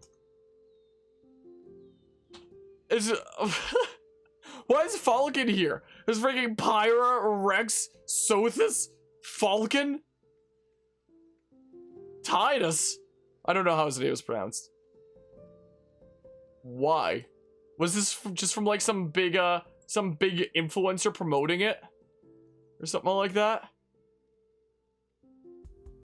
I actually like Pyra's design for the most part. Like I do understand the whole thing about like, yeah, it's super sexualized and whatnot, but generally, yeah. But yeah, let's see here. You definitely feel the same way. There's been many times you stepped away from Pokemon and play something like Dragon Quest or Final Fantasy or even better Tales games just because you've been so tired of the same shit every time. Yeah, there's that. One of these things is not like the other. That can be the case sometimes. But yeah, when I look at stuff like this was a Game Freak game here. This is the kind of project that it feels like Game Freak is kind of tailored for. Like this feels like the kind of experience that you know, you would expect from someone like some company like Game Freak, you know. Like this feels like an experience that's very much suited to them. A good scale of a project for them to craft. But crafting experiences in the highest grossing media IP of all time, that doesn't really feel like something suited for Game Freak, especially when you look at the stuff coming out from them. Like it feels like something that should be in the hands of a higher production studio, you know, is the way that I feel about that. I love the 1,600 views and 6.5 thousand likes. Thanks, YouTube. But yeah, we've been talking about that this whole time. Look, Don, you're gonna have to look into the VOD for that, because that's been what we've been discussing for the past hour now. Is the thing. But hello. Played a lot of Pokemon games in a short period of time and took a break after Ultra Moon. A year or so after you picked up a Switch and Let's Go Eevee, and didn't even get to the second gym before quitting. It just wasn't fun anymore. Yeah, after doing like the same kind of thing over and over. One day, Pokemon fans will play Dragon Quest Monsters Joker and realize they've been missing out. I'm not familiar with that game at all myself, but maybe it's something I'll have to look into one day. Keep the Sword and Shield animation? What Sword and Shield animation? It's just something in there, I guess. Something in the mix there. I'm getting emails now from my university, it seems. It would seem. I feel like that rotates. Or something like that. This is what I feel like here. Yeah, it's a strange there. But yeah, I do very much feel like experiences, games like Little Town Hero are the kinds of things that are best suited to Game Freak, but the highest grossing media IP of all time in the hands of Game Freak. During the handheld era, it didn't matter as much when they were developing games, you know, from the Game Boy up to like the Nintendo DS. It started to become like a little bit noticeable during the 3DS games and such, but still for like the 3D. Oh, I like that right glove there as well. But you start to notice it a little bit during the 3DS era where it's like, okay, is this quite the same level of quality as like the other games? But like, it still wasn't that noticeable of a difference because it was still like, 3DS, it was still a handheld kind of thing with like the lower production demands. But now on home console, when Game Freak is just, immediately thrown into the deep end and whatnot, and expected to, make the same quality of, other home console games, while they're keeping the exact same release schedule they've always been on, if not crazier, considering this whole 3 main games in 1 year thing. Is it really any surprise that, it really doesn't compare to the look of other games on the console? Like, let's see here, for example, Xenoblade Chronicles 3 trailer, for example. Like, when a game is in the hands of a studio who's willing to take the time to, really flush out its experience and craft something really nice there and whatnot. Like, the Switch isn't a super powerful console, but you can make really nice looking things if you take the time to, really craft it and whatnot. Also, like, look how good the freaking flute looks when in Pokmon Legends Arceus, the flute was literally just a cylinder model and that was it. Like, it's insane, the discrepancies between other high production and high budget games on the Switch compared to Pokemon. Like, Pokemon is just in a very, very troubled state, let's put it. Is what it's very much like. But yeah, I give Pokemon to Platinum Games LMAO. That's how Platinum Games turn into a freaking action game. In terms of like other like awesome games on the Switch there, I think about Platinum Games. Astral Chain is another one of them. I didn't play Astral Chain right when it came out. People convinced me to play it afterwards. I played it in like 2020, and I don't regret it at all. Freaking Astral Chain is such a fun game. I've straight up debated about, like, it's been several years since I played it on the channel, but I've straight up debated about returning to it one day to do the post game because it's actually so fun. Imagine Pokemon being a freaking Platinum Games action game like like Astral Chain, Bayonetta, or Metal Gear Rising: Revengeance. What other action games have they done? They've done a lot of action games. Platinum Games are freaking experts at action games. Dark Hero is such an awesome theme. I love how there's 2 versions of the theme as well. It's awesome. Should I pause the chill music and we turn on Dark Hero for a hot second? Hold on. Let's see here. Let's play. Oh, YouTube's taking a little while to load now. I don't know why it is. Here we go. Hold on. Let's see here. Astral Chain. Dark Hero. Let's listen to some Dark Hero for a hot second. Is what we shall do. Heck yeah. Let's listen to a smidge of that. But yeah, you find odd is that Game Freak was always really good at using all of a system. Pokemon Black and White, for example, was amazing for the DS. What you find odd is how the moment they get powerful-ish hardware, they just can't/don't optimize well for it. Yeah, it is strange. I mean, with the Nintendo DS games, they didn't quite use the console to like its full potential in terms of like 3D. Like, the Pokemon games had to be 2D all the way up to the Game Boy Advance. But with the Nintendo DS era, the Nintendo DS could handle 3D graphics. So with the DS era, they had the choice of, do they want to stick in 2D or do they want to go 3D? So from that perspective, fully utilizing the console would have been going 3D and pursuing that. But they made the decision to go 2D. I'm glad they made the decision to go 2D for those games. But from the perspective of going 2D there, they did very much use it to its full potential there. Wait, you would say give Pokemon to Squeaks after the whole NFT thing? Nope. But yeah, welcome on in, Anima. If you're here while I'm streaming, you're right on time. But the studio that made Bravely Default / Octopath Just Triangle Strategy, or I Am Setsuna, was that all the same studio from Square Enix there? I know that I knew that the studio that worked on Bravely Default, Bravely Second went on to make Octopath Traveler. But then, did that same studio make Bravely Default 2? Like, was it the same team at Squeenix? And was it the same that made I'm Setsuna? And then what was the situation with the Triangle Strategy? Was that the, I know that it was Bravely Default, Bravely Second, Octopath Traveler. But then what was it from there in the midst of, like, Bravely Default 2, Triangle Strategy, I'm Setsuna, stuff like that? And whatnot. So it was part of... The series part of Square Enix, so they probably stick Square NFTs in it. So they probably stick Square Enix in it. Yeah, that's what I totally meant to say though.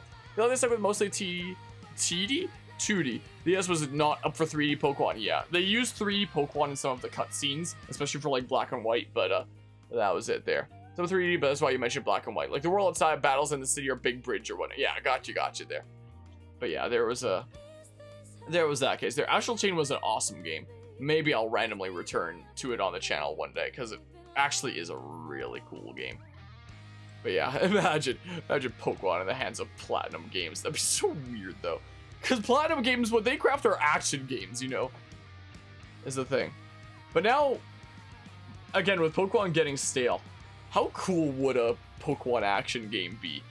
Where you're actually fighting as Pokemon. Not like a Pokemon fighting game like Pokemon Tournament, but just straight up a Pokemon action game. And give it like the plot of like a Pokemon Mystery Dungeon title or something like that. How cool would that be? It's never gonna happen, but how cool would it be? If only Pokemon was a company that made like cool things. They sort of tried a bunch, like the DS era. The DS era was kind of the golden age of Pokemon spin-offs. And some of the spin-offs were doing like some pretty cool things. Like when I recently prepared like a 3DS and my old 3DS with like a bunch of games to lend to my little cousin. And one of the games that I put on there was Pokemon Conquest, one of the best Pokemon spin-offs ever made. And he said that he's played a smidge so far and has been enjoying it. Oh, he's only done like the first little bits though. Is the thing. Let's go back to the chill music here. This is what we shall do. What tab did I have it in? Here we go. But yeah, like, that was an era where we were seeing, like, a lot of experimentation and a lot more willingness to give the IP to other companies to make, like, spin-offs and whatnot to, see if they could make some cool things. It'd be cool to see that, like, more often. There are some spin-offs on the Switch. There's, like, new Pokemon Snap, there's Rescue Team DX, there's Pokemon Tournament. All three of which are really awesome games. And, like, really well made. For the most part. I had, like, some smidges of issues with new Pokemon Snap, but... And there was like the whole rare quality thing in Rescue Team GX, but apart from that, I loved all those games and whatnot. But yeah, let's see here. Final Fantasy Gen 5 Pokemon was hated when it launched, but now it's considered among the best. I never hated Gen 5. Like, I loved Gen 5 immediately when it came out. That's why I took the whole freaking name of Harmonia and the hat from Harmonia here, is because of how much I loved it, like, right off the get-go. I was a fan before it was cool. Was the thing. But yeah. How about, and hear me out here, enough Pokemon for a while? Yeah. We've had enough Pokemon for a while. Just loop this for now while we're, you know, chilling here and whatnot. This is what we can do. But yeah. We don't need new Pokemon shoved down our throats every 10 seconds. Yeah. It was funny. It was a fake article, but there was this one hard drive article that I read where it's like Game Freak put into crunch because they think that you haven't been thinking about Pokemon for like a few weeks now or something like that. Or you haven't gotten a new Pokemon game for a few weeks or something, it feels like. I don't know. Like, I honestly don't know, like, who's really to blame as much there, Mythic, whether it be Nintendo or the Pokemon Company. Because Nintendo's other IPs seem to get the time that they need, you know? Like, whether they be in-house Nintendo, like the Legend of Zelda series, or whether they be under, you know, kind of second-party developers like Monolith Soft with Xenoblade Chronicles, for example.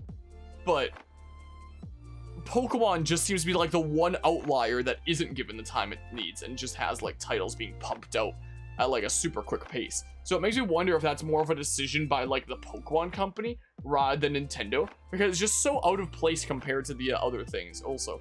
Well, I just wanted to look back at that running animation.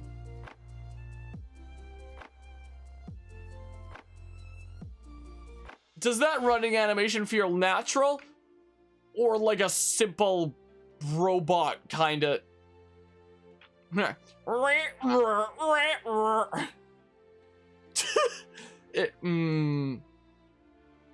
not a very good running animation, is it? But also, hello, Hawks and Capital Flamel Beard. But yeah, give them So Arc System works for a Pokemon fighting game? I mean, I actually quite like Pokemon Tournament with a Bandai Namco there. I think Pokemon Tournament's pretty solid. And whatnot. Maybe I'll cover it properly on the channel one day. I mean, in my early days of content creation, I used to do Pokemon tournament viewer games from time to time alongside my Smash Bros. Viewer games. That was my early days of the content creation there. Hold on. Check stat. I feel like I would be a lot more happy with this UI if the Y check status was like up here, like from this point to this point, instead of right smack dab center at the bottom of the screen here. Like, have the UI bottom left, bottom right, like that. Why? Why would you just have check status just completely on its own right here first and foremost? Like, maybe it was after Legends Arceus, after I got all those comments on my Legends Arceus essay being like, oh, it's not the way that you say it is. You just need to press Y to check status. Maybe Pokemon was just like, let's put it like right in your face this time. Or something like that. I don't know. But yeah, also there's like these things that make it like a camera border. Why do I keep getting all these emails? I'm getting like a bazillion emails from my university. This happens all the time because I'm student and staff. I just got like 3 emails in the span of a few minutes. Students Digest, Undergrads Digest, Employees Digest. I never read any of them. Like, and there's no way to unsubscribe from them. Like, if you check the FAQ on it, the very first question at the top on the facts is how do I unsubscribe? And the answer is like, oh, it's part of being a student. You're not allowed to. It's so dumb. Student/staff and whatnot. Bought white and used it when it was still cheap. Ended up trading it to a friend at the time. St. Valley and Pokemon cards. Worstest issue ever made as a kid. Yeah, I wish I still had some of my old games. I don't think I have the original Pokemon Diamond and Pearl anymore because I kind of got rid of them when I was done. I still have the cases for them, interestingly enough, but I don't actually have the physical games anymore. It's so sad. But yeah, say no to the Pokemon as if they aren't gonna make another 2 or 3. Let's see here. It's 3 games in 1 year, 1 day. Yep. Wouldn't be surprised if the next 5 Pokemon games are secretly in progress right now as we speak. Yep. But yeah, there is LeChuck. Arc Systems makes another fighting game based on an existing franchise. It should be One Piece. I'm not super familiar. I mean, I've heard the name of Arc Systems before. I'm not super familiar with them. A Pokemon Go 2 announcement next year. Maybe. Maybe. I mean, mobile apps don't really typically get sequels there. Maybe a Pokemon Let's Go 2, but I don't know about a Pokemon Go 2. The left dragon develops a smile there, but the right one just like stays the same. The right one is unamused, I guess, or something like that. I don't know. But yeah, let's see here. Give you a One Piece game that plays like Dragon Ball FighterZ and become the world's best Luffy main. My oh my. I like the outfits in this despite the simplicity. Yeah, I like the outfits generally. I generally like those. Yeah, this game is not improvement on the yeah, it looks like the battles are basically the same as things like Sword and Shield. Like, I liked the agile and strong style system employed by Legends Arceus, even though the turn tracker literally didn't even work. But for the most part, I did enjoy the battle system in that game there. And before, hold on, I got some comments on my Pokemon Legends Arceus essay saying that, like, oh, the turn tracker does work. It was just like a re-paralyze in that one clip. It just like re-inflicted paralysis because that's a thing that can apparently happen in that or something like that. In case I get any comments on this video saying that same thing, that's not the case. There were other instances where the turn tracker wasn't working, like a freaking 95% accuracy clip there. Also, Oplin gifted 5 more subs. What the heck is going on? I appreciate the 5 more gifted subs there, Oplin. Welcome into Team Enharmonic, Licton, Prochar, Pecan Leaf, Impulsive Vulcan, and Gumweed. My goodness, that is an insane amount of gifted subs this stream. I appreciate the crazy mad lad generosity there. My goodness gracious, what was I talking about there? Oh yeah, the turn tracker real quickly. That one clip with Arcanine missing 395s in a row, which apparently was during foggy weather. Anyway, that every time before I used Thunderfang, it kept on telling me I was gonna get 2 moves in a row, and I never did. That was never the case. So, even if I re-paralyzed Ursaring during that one Pachirisu clip, there's still other clips where the turn tracker is not working. So anyway, Just wanted to get that out there, just in case I get any comments on this discussion saying like, oh, but you were wrong on the Legends Arceus video essay. I wasn't, okay? I did like the strong and agile style battle system. I would have liked it a lot more if the turn tracker was actually functional instead of lying to you. But apart from that, apart from the turn tracker not even working, I did like the agile and strong style battle system, and I feel like it added a breath of fresh air to Pokemon.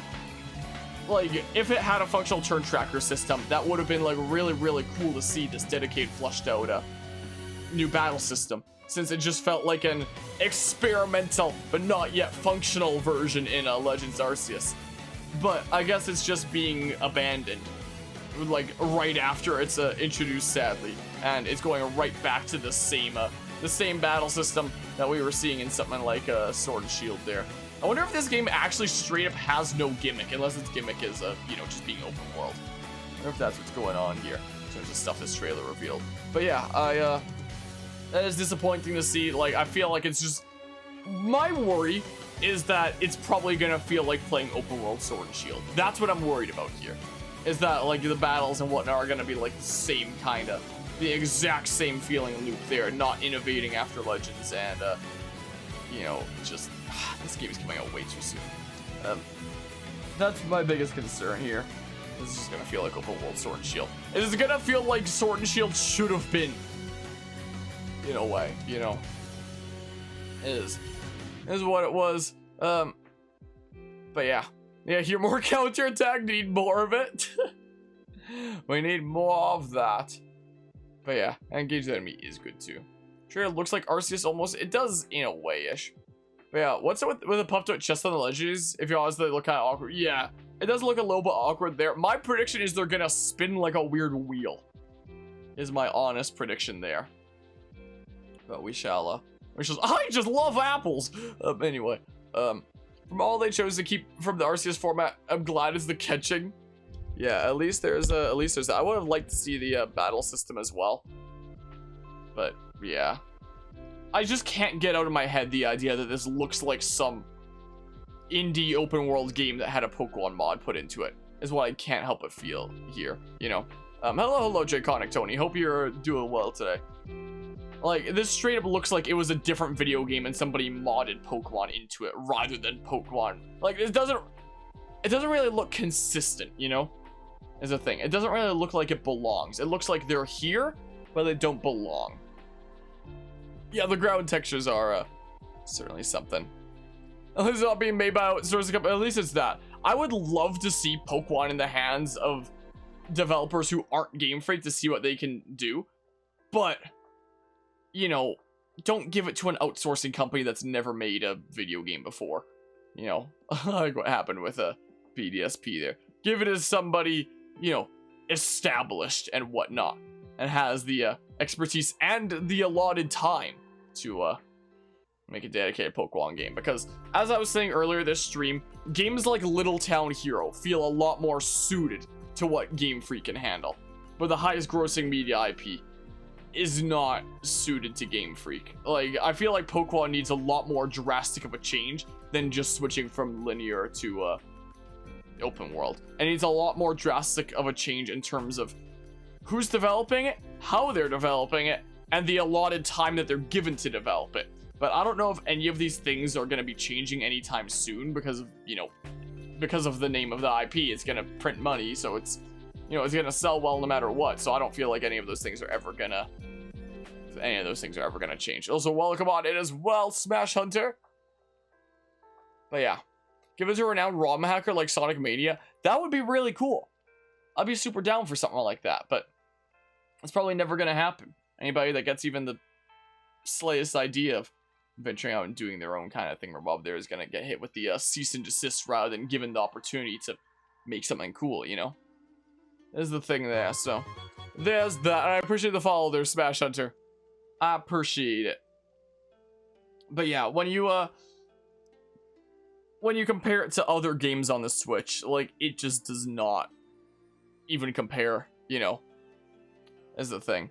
Also, one of the things that I've felt about this game that I haven't mentioned during this yet, that I could always discuss a little bit, is the main characters themselves. I mentioned it a little bit during the initial trailers, but I don't like how it's directly like super duper young kiddos, essentially. Like, and that could just be like a personal thing, but that's the way that I feel about that, because I really like the Pokemon games where, you know, the age is a lot more up to interpretation. Like Pokemon Black and White, for example, was a really good example of it. I think Pokemon Black and White are probably my favorite main game trainers, is most likely the case there, where there's a lot of, you know, interpretation here. It's like, oh, they could be teenagers, they could be young adults, who knows there. Like, there's a lot of interpretation because, you know, a lot of the Pokemon player base at this time are young adults. Like, if you all the various studies that have looked into the age demographics of Pokemon shows that most of the players of Pokemon nowadays are young adults rather than kids. Like, that might not have been intended by Game Freak / the Pokemon Company, but fact of the matter is that most of the audience of Pokemon has grown up and has grown up with it, and are the ones still playing the games. And there are games out there that have grown with their audiences, but Pokemon is not one of them. And Pokemon seems to be like, hey, there's people growing up with our IPs. No, we're gonna reassure you that this is a kids game by making the games like directly children. You know, we're gonna reassure you that this is a game for kiddos rather than like really growing with their audience, like we've seen some other games do and whatnot. Like, you know, you don't have to be a character that's close to your own age range for you to enjoy a game or anything like that.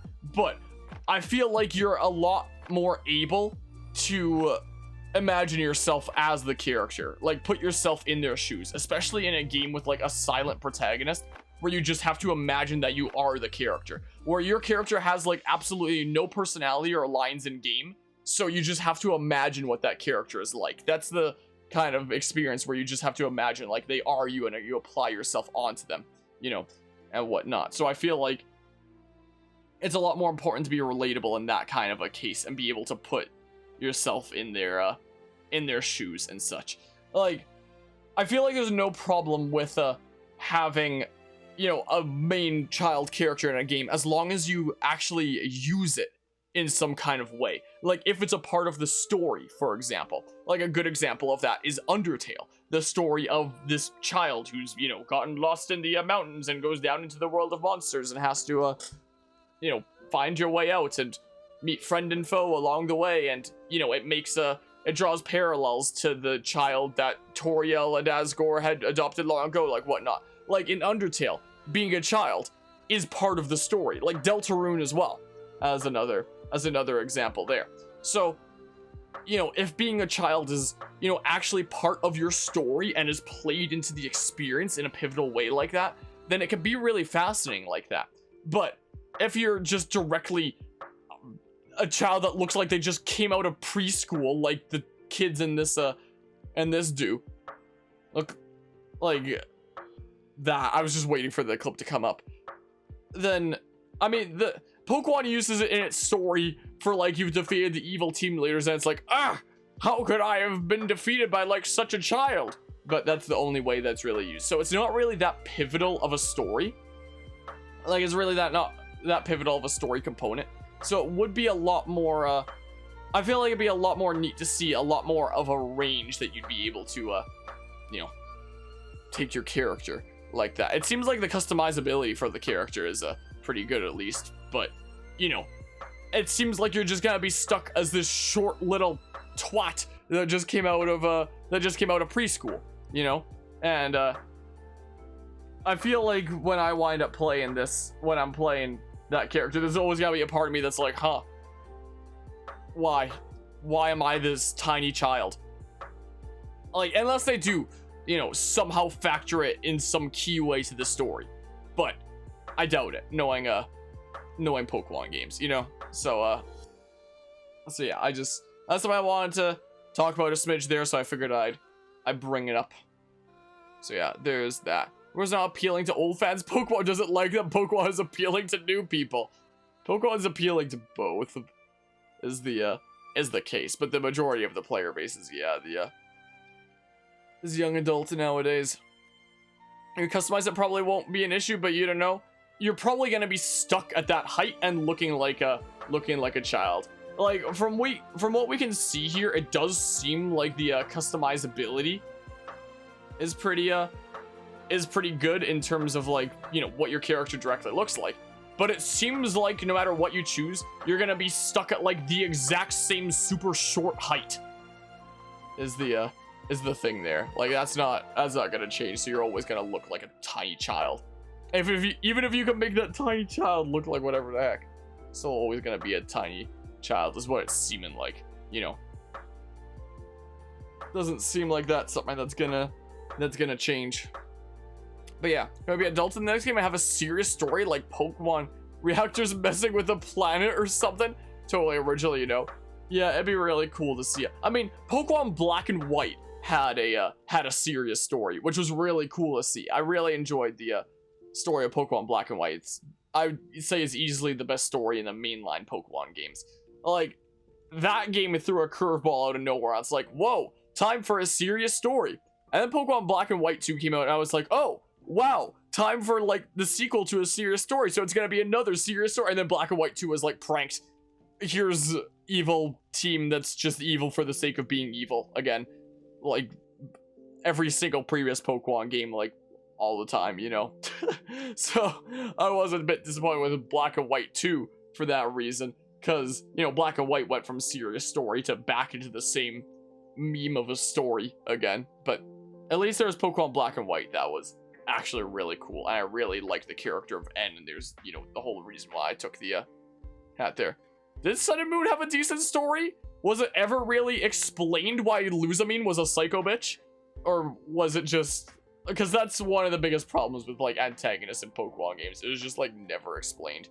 is the thing there. And there's so much that, like, doesn't make sense to me about Pokemon Sun and Moon. Like, apparently Gladion wanted to get away from his mother of Luzamine. So he treks out and joins Team Skull. The group that's working for Luzamine, his mother who he wanted to get away from. What? Yeah, what now? It doesn't freaking make any sense. But yeah, Anima also wishing that we'd be older. Yeah.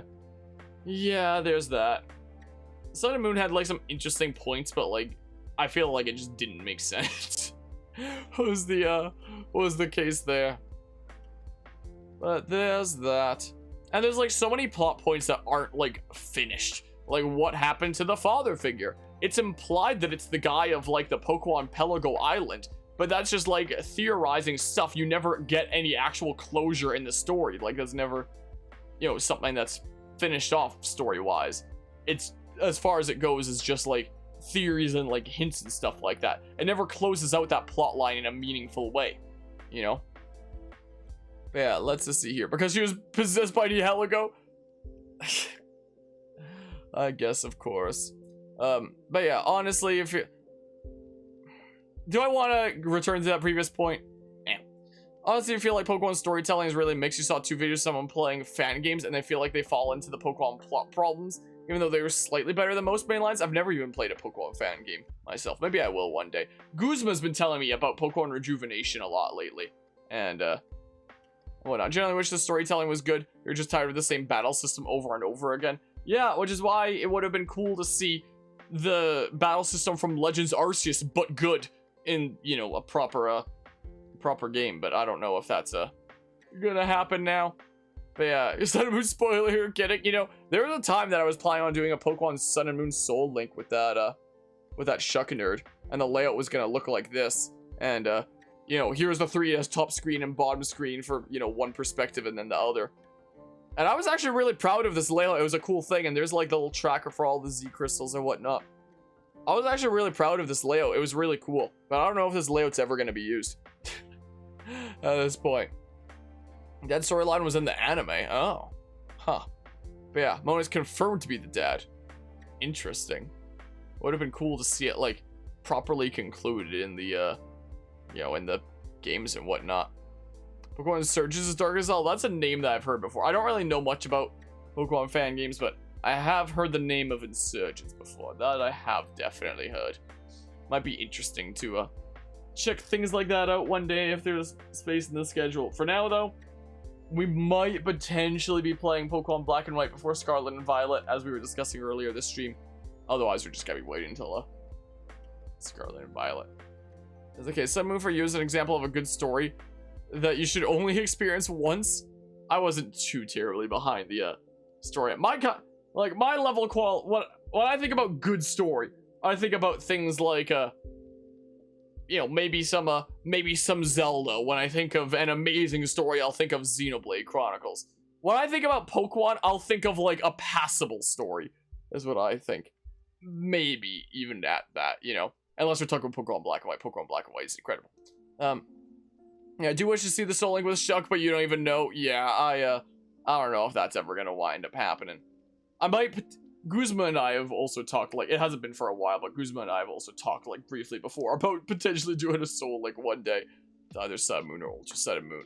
And it would be potentially fitting for that Guzma nerd, since he's your boy Guzma and whatnot. A good, which is around 5 out of 10 story. Oh, a 5 out of 10 story I just count as, like, par / passable. That's what I count there. Problem with Pokemon fan game storytelling is it doesn't really feel like Pokemon, but is it getting away from the feel of Pokemon, like the whole point there? The cutscene in the Ultra game is about Lily's dad, but it's optional, so most people didn't see it. Huh, because I don't think I ever saw it. Fan game stories often feel like edgy fan fiction. Again, I wouldn't know. So, well, interesting. Interesting. End my pain! When I turn this into like the podcasty kind of video that goes over on YouTube, what do I want to use in the thumbnail? Do I want to use do I want to use Lechonk? Do I want to use that thing that is looking like End My Pain? Don't mind edginess, in fact you embrace it, but Pokemon is not that vibe. I mean, the Pokemon Mystery Dungeon games are a bit edgy. I mean, it depends on how you classify edgy, I suppose. Is the case. Anyway. Do we want to make a thumbnail right now? I think during the last Thingamabob, whoops, don't open. I think during the last Thingamabob, we wound up making the thumbnail like right at the end of the thing. Or was that a direct? I don't even remember. I don't even remember anymore. I could just make it like during this if we have like any other. If anybody has any other thoughts or closing thoughts to express. Keep footage up, yeah. There's that. Hold on. I gotta use Lechonk, right? I don't know what exactly this thumbnail is gonna be, but I gotta use Lechonk, right? Like, there's no way I get away with making a thumbnail that doesn't include Lechonk. Like, that would be a cardinal sin, honestly. But yeah, your cosplay Mystery Dungeon is serious but not edgy. Okay, so a bit of a different tone there. Yeah, because I haven't played a Pokemon fan game, I wouldn't really know there. Boopity bop. Yeah, we gotta include Lechonk. I wonder what the heck Lechonk evolves into. I do wonder what its name would wind up being. Boopity bop. Something like this-ish. Yeah, make it wide like a Moist Critical thumbnail? Does Moist Critical do wide stuff in his thumbnails? I tune into some of his stuff sometimes. Does he really do wide stuff there? Blame the game footage, but praise it. Evolves into Chungus, yeah, probably. Hello again, Tux. Yeah, we've been discussing things here. Let me go ahead and do that. Bam! Lechonk. We have Lechonk. Do we want that other one, the little seed thing? Maybe we do. Maybe we do want it. Ah! Wait. Okay, the top is like off there. Maybe I should do the... Oh my goodness, that looks cursed. I froze on like a bad frame there. Should I like... Hold on. Hold on a second here. This here, Heckin' Chonker, yeah, Lechungus. That's what it's gonna be, isn't it? I can't wait. I can't wait to see it. It'll be worth the wait. Okay. Boopity bop.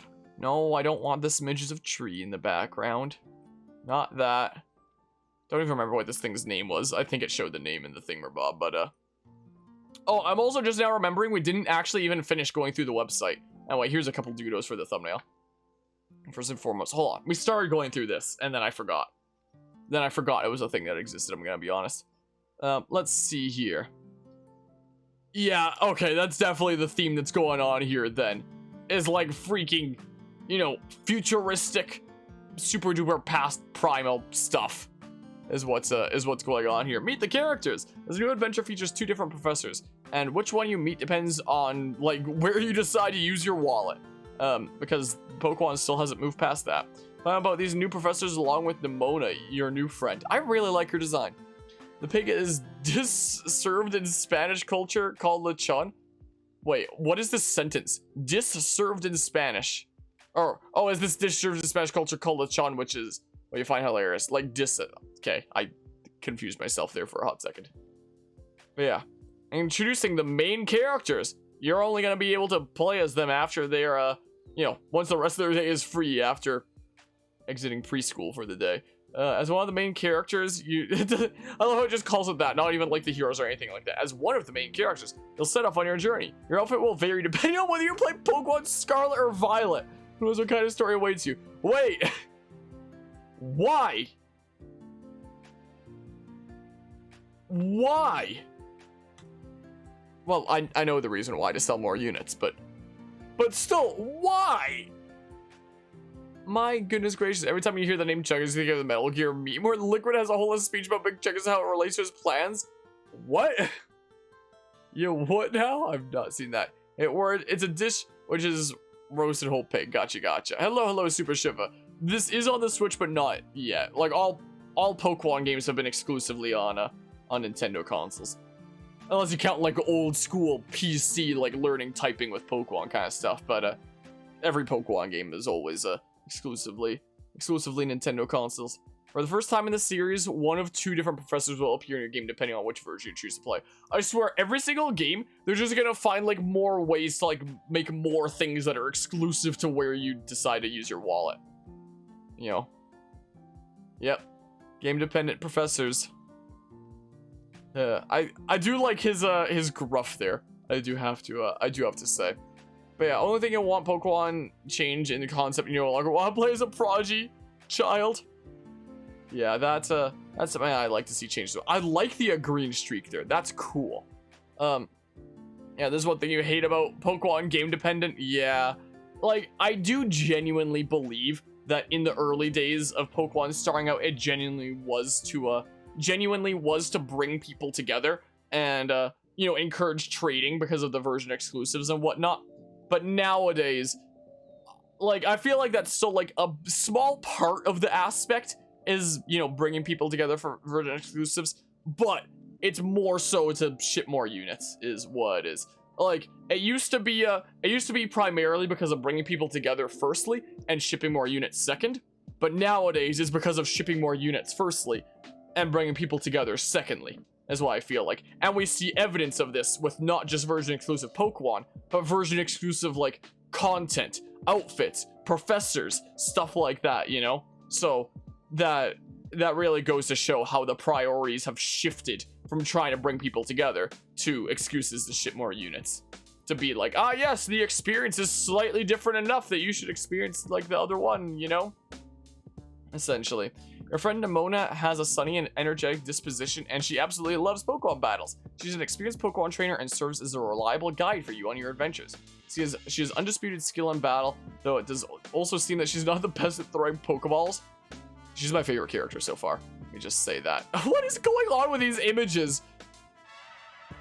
But she's definitely my favorite character so far. Definitely. Interesting.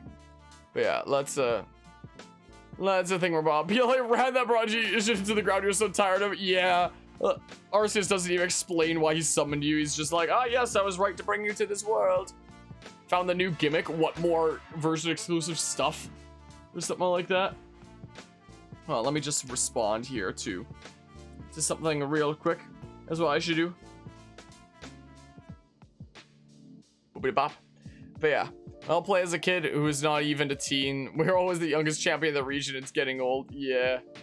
You want her to be a jerk?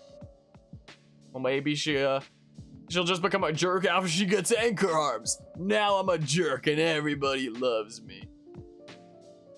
Like, I do understand where people are coming from in terms of like the whole rival being a jerk thing. I feel like it isn't necessarily a requirement, especially considering, you know, Pokemon really does need more things to like set its games apart. I do feel like there should be something that encourages like a rivalry and wanting to go ahead, but I don't feel like the rival being a jerk is as like mandatory as a lot of people and a lot of content creators try to make it out to, they make it out to be. Because I find it really kind of ironic how so many people are like, Pokemon has been the exact same experience it's always been. It needs to change in every way. The rival's not a jerk like the rival's always been. Why isn't the rival a jerk like it's always been? Like the exact same people make that exact same, you know, kind of thing where Bob complain about things being the exact same and then complain about the rival not being the exact same that we've seen over and over again. So because of like how much we've seen of like rinse and repeat of like jerk rivals in the past, I honestly feel like it is good to be like trying new things and be trying different things instead of just like the exact same experience that we've experienced for the past couple decades. But I would like to see some other way in which rivalry is encouraged and some different approach to the rival that we haven't seen before that sets them apart and makes them unique. You know, is the case there. But yeah, let's just see here. Imagine if 3 houses ship 3 different copies for each route. At least that would be like a Fire Emblem Fates situation. Well, I know that would sort of happen with a Fire Emblem Fates. And at least each of the gameplay experiences was decently different there when it came to Fire Emblem Fates. Like, different classes to work with, different gameplay styles with, you know, Birthright being based off of, like, the newer Fire Emblem games and Conquest being based off of, like, the older, more difficult Fire Emblem games and whatnot. And that was a really cool approach. 3 houses was a bit more of a weird kind of thing because it's like the first over half is the exact same for every single route, and it's only the second half that's like slightly different. It's not even as drastically different as Fates. It's only like slightly different. There's so many plot points that are reused across routes and maps and whatnot. There's very little variety and whatnot, but that's kind of what's going on with Pokemon games where there's very little variety. It's like, what's different here? Is there's going to be like a different box legendary, the different professor, different version exclusives, a different outfit apparently, and yeah, being shipped as completely different games and whatnot. It is kind of like 3 houses was shipped as different routes as different games in a way, isn't it? Like kind of trivial differences. But yeah, X and Y trainers were 17 but were still being treated like the other kid protagonists. Really, they were 17. I genuinely thought they were younger than that. But thinking about the X and Y trainers, it does make sense there. But yeah, let's see here. I like the color scheme on Miraidon's eye plasma / lightning thing, can't lie. It's probably not going to look that good when it's an in-game 3D model as opposed to like the high quality CGI stuff here. Wow, someone that could have made 3 houses worse. Yeah, imagine it. But yeah, one personality with that more variety. Yeah, very best rival, don't at you. I wonder who my favorite rival is. So I'd have to think about there.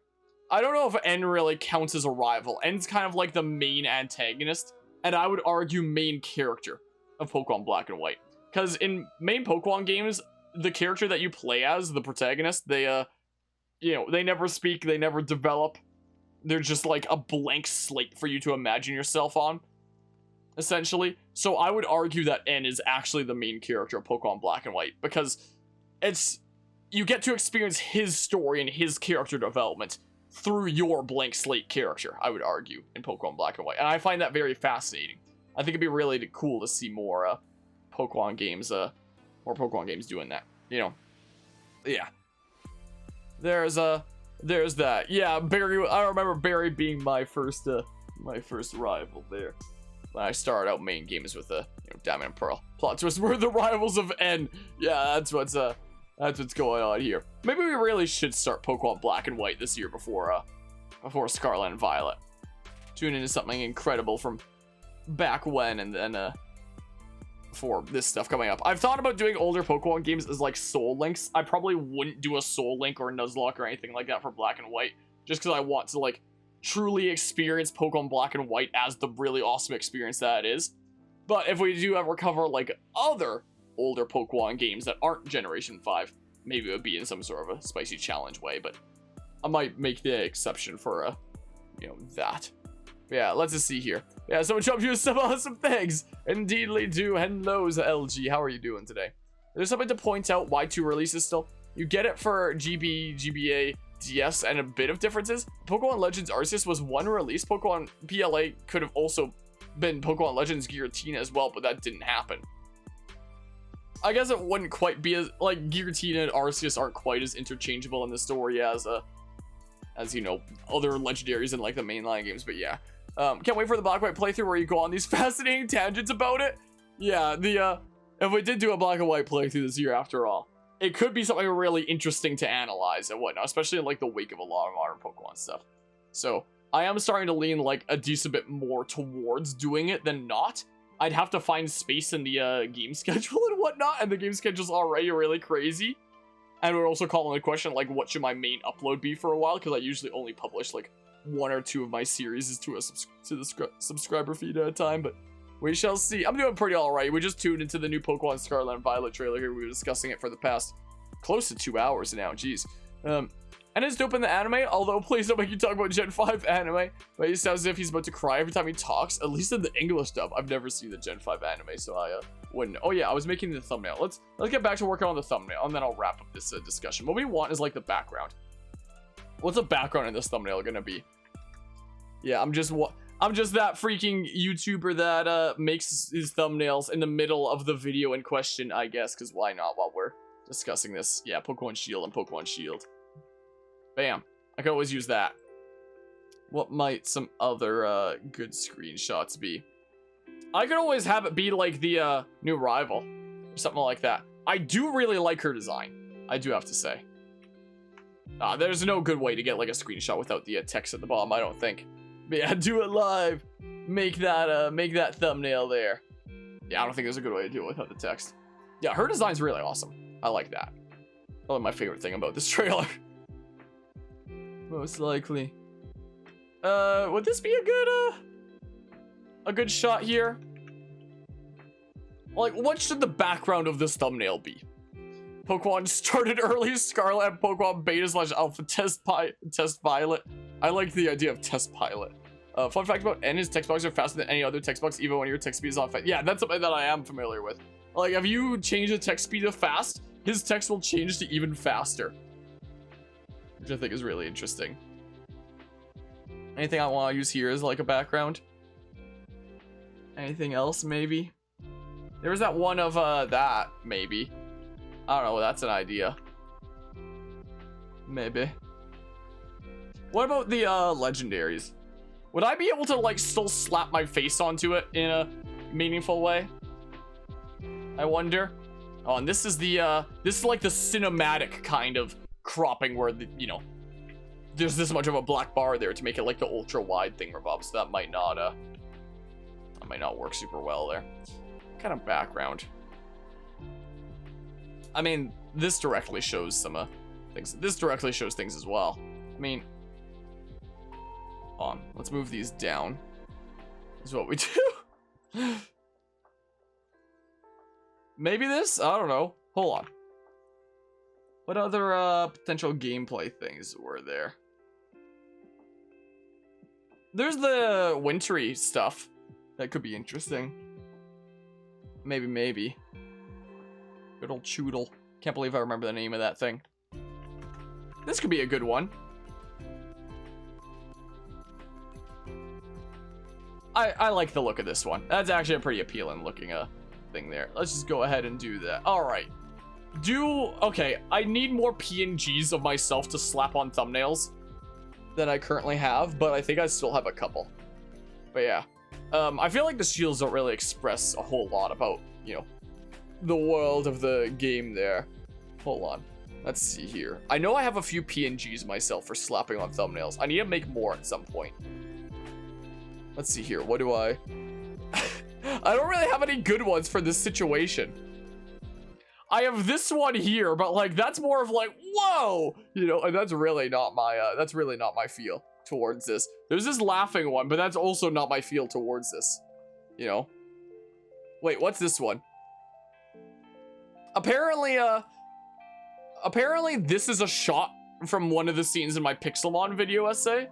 apparently, that I guess I thought was good to turn into a PNG. Is that a good feel for this? Is that how I feel about this? This is more like concern here, where it's like, are you sure about that? Think that's a good feel? I'm more of like pondering. You think that might be it? Cause I could always crop it out. Is what I can do here. Saying, yeah. Wait, why do I still have this? Whoops. Yeah, apparently this was a shot from my Pixelmon essay. But yeah. Make it so the seed thing covers the trainer on the right. Slap a nerd or what face? Live Harmonia reaction. Well. Yeah, apparently this is from the Pixelmon video. Apparently. Let's see here. Let's go ahead and change this to like 20 pixels. Alright, let's crop myself out here. This is what we shall do. Let's see here. Overall, Pokemon Shield and Pokemon Shield are looking fine. They really are, aren't they? Man, I can't wait for Pokemon Shield and Pokemon Shield. It's gonna be great. Game of the year right there. Actually, I don't know which one is gonna be Game of the year, whether it's gonna be Pokemon Shield or Pokemon Shield. Both are pretty good contenders, honestly. Both are definitely pretty solid contenders. That's the back of my chair right there. That's not my hoodie or hair or anything like that. Seems to be the case. Alright, boobity bop. My headphone thingamabobs. Look, there's an end poster right there. Right there in the back. Oh, no, I don't need that. I don't need that there. That can stay cropped out if it is already. Whoa, it's cropping in. This is a poster of all the Generation 4 Pokemon that I got in my guidebook from back then. Those were the days. Those were the... Darn you! Turn off snap to edges then if it's gonna be like that. If it's gonna crop in like a random Pokemon at the back. If that's what's going on here. Wish there was an easier way to just... just get this random zoom in on my face now. Wish there was an easier way to tell it exactly what it needs to crop out, but hey. At least I can crop it out. Oh, I turned off the snap to edges. I was wondering why I was being weird. I was wondering there. But yeah. They want to come with me? Yeah, they just want to be part of the thumbnail there. At least this screenshot is fitting because it was a time that I had my mustache. Like, this was a few months ago still, but it was a time that I had my mustache. The mustache is still like a semi-recent thing in the grand scheme of things. But this shot here has it, so hey, that's neato there. That's boopity bop. I think I still have the cropped out Pokemon Scarlet and Violet thingamabobs from the last time when we did like the first trailer. Though maybe I wouldn't want to use those. Maybe I'd want to use like the covers of the game, since those are available now. Let's see here. So if I go ahead and and I don't know why it does this like blur thing sometimes. I don't know why it does that, but now I'm gonna have to take out the weird little blur stuff that it does. I don't know why it does this. I'm not quite certain. But it just likes to do these weird blur smear things. That's what it likes to do. So I gotta fix that. Don't know why this is. Wow, that cropped out like the little white smidge at the front of my hat that's coming out because my hat is wearing out. Ah! My goodness, look at it. Look at it. You have no choice but to look at it. Peer into its soul as it peers into yours. Not really as much blur over here. And then look at Lechonk there. Lechonk, what an absolute chonker, huh? I sent this to you in the actual Discord. You'll make the live Harmonia reaction thing? What do you mean live Harmonia reaction? As like a thumbnail? Are you talking about like this, like this in particular? Because I've got to save this as like a PNG in case I ever want to use it in like future things anyway. That's what I gotta do. This was me preparing stuff for Ocarina of Time there coming up. What's the thing? Hold on. Let's just see here. It's Curse of Glory. What, the Pokemon there? Let's see here. What folder did I save my, PNGs? What am I gonna call this PNG anyway? Oh, I just call my other ones, like, Stream 2, Stream 1, Stream 2. I'll just call this, like, Stream 3. Meme of a slug from Star Wars entire life slug reaction? I'm not familiar with it. Here, I'll save it there. I could just send it in, like, the Discord server or something like that if anyone wants to do anything with it. What channel would I freaking send it in? Let's send it in photos. Is what we'll do. Let's send it in the photos channel. Hold on. Where's the folder? Here. There it is in the photos channel in case anybody wants it there. Anybody who's not you know, in the stream right now is gonna be so confused why I just randomly sent this PNG of myself. Anyway. Here. Alright, how am I gonna handle this? I think I want to have the thingamabobs. These. So it was really only the 3D models on the cover for BDSP after all. They're going back to the animated things once again. Is the case. That's crazy. It was just a one-off with BDSP being so different there. Hold on. Yeah, let's use these rather than the titles that I've used before. That's a good idea, right? That'll get everybody to click this thing that they could still be watching right now as they potentially watch this here. Bam. Look at this. All the things. Bam. I didn't miss any parts here, right? Oh, I did right there. Wouldn't want to miss that. Yeah, this is selecting really well, though. Stuff like this, surrounded by the black background, is a whole lot easier to select. Way easier. You love to see it. Bam. Didn't miss anything there, did I? I don't believe so. I don't believe I did. Alright, let's see here. Layer with mask. Bam. And then I'm gonna go ahead and duplicate this, copy paste. And this one here, if I grab the eraser tool, just erase Pokemon Violet for a hot second. And then this one here is going to erase that one. And then I have both. Now I have both individually. Okay. Someone banging something? I don't know if my mic's picking that up or not. Alright.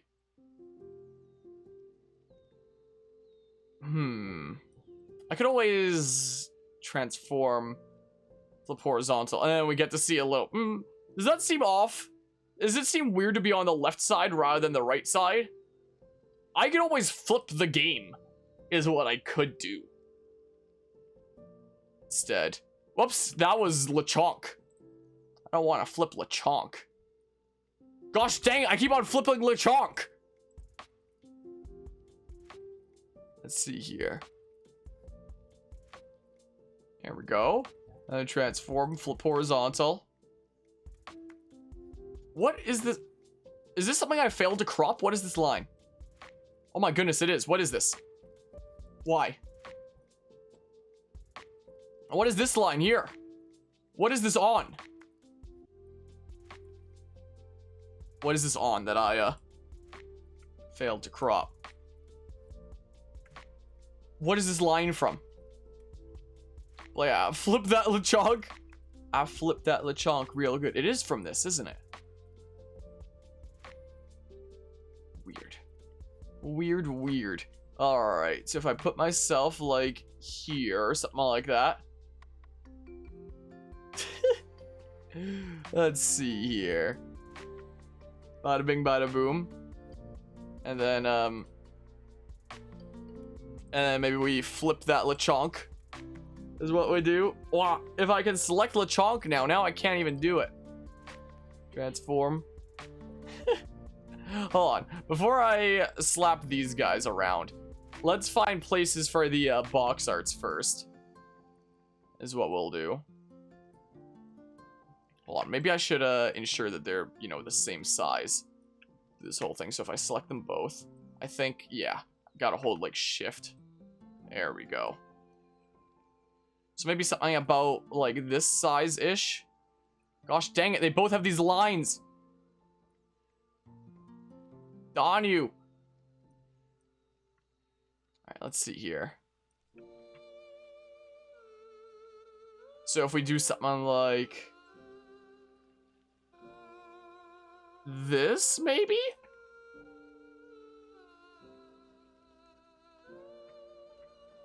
No, hold on.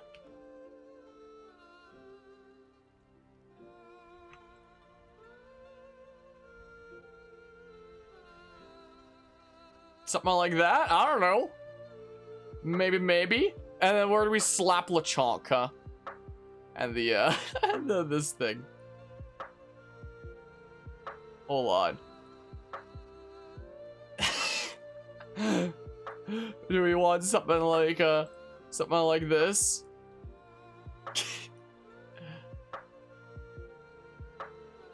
Is this what we want? Is this the deepest desire in our hearts?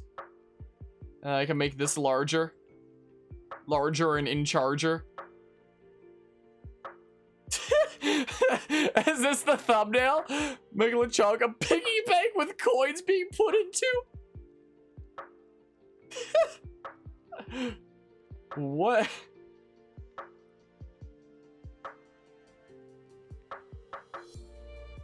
What do you mean? Like, what do you mean make LeChonk a piggy bank with coins being put into it?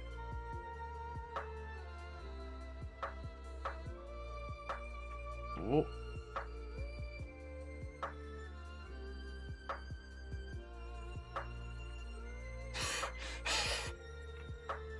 What?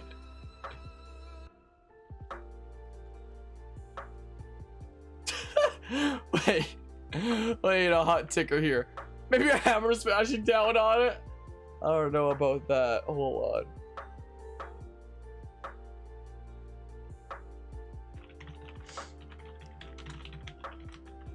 Let's see here. Can I get like a PNG of Poke?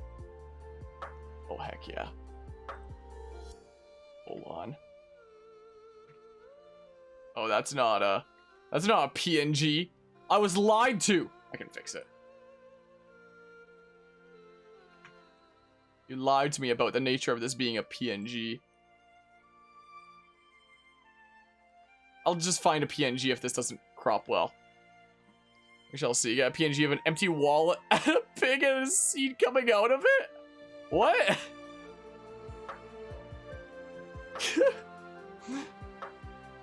Can I, hold on.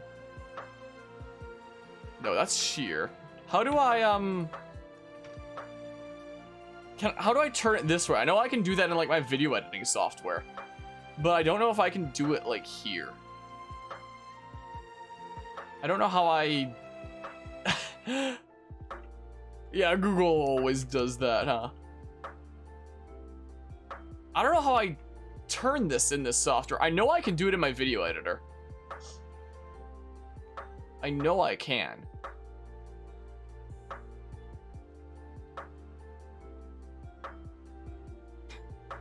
Hold on.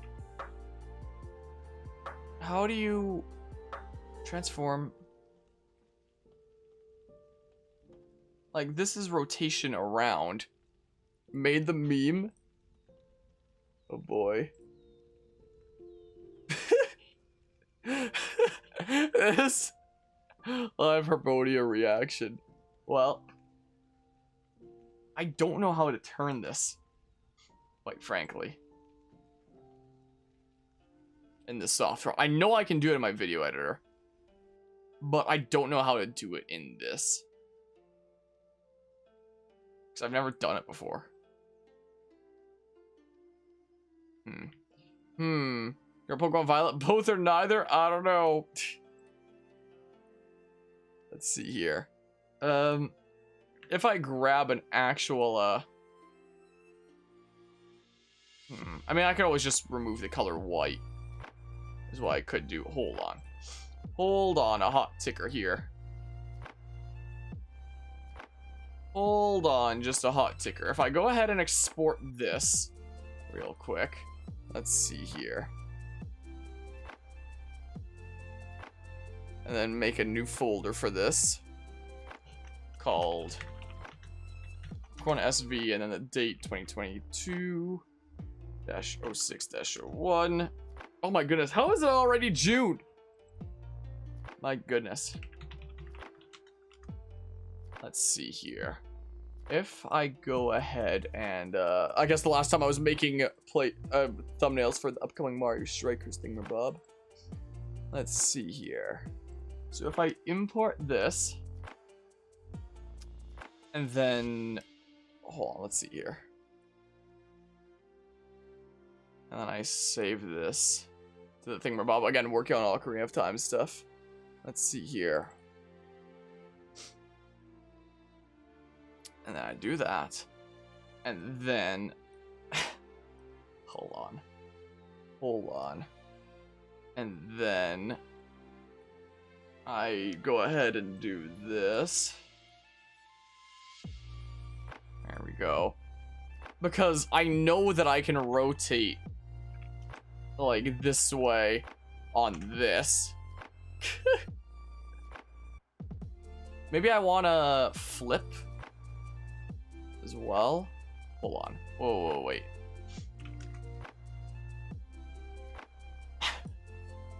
Hold on. Lechonk is a piggy bank, and and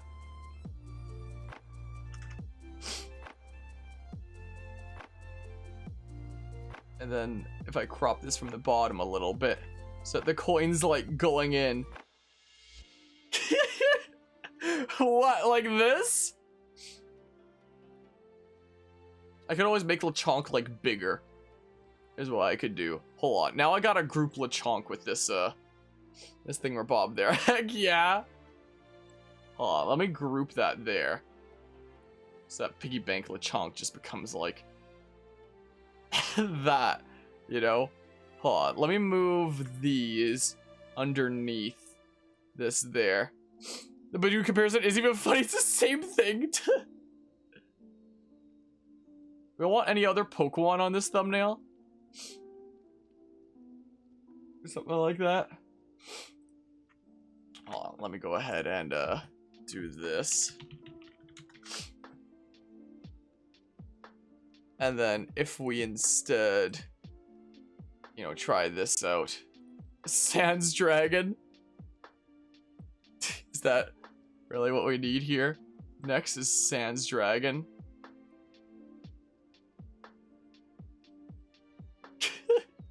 Hold on. Look, it's Piggy Bank Lechonk. Hold on, what about Badoo being on your other shoulder? Whoops, I'm floating a little bit now. Maybe. Hold on. Hold on, a hot ticker here. We've got lots of good ideas here. Hold on. And we gotta implement them. Give me a hot ticker here. Give me a hot ticker here. Hold on, maybe I'll crop that out, is what I'll do. Hold on. Hold on here. We've got things to do. Oh man, allergies. Hold on.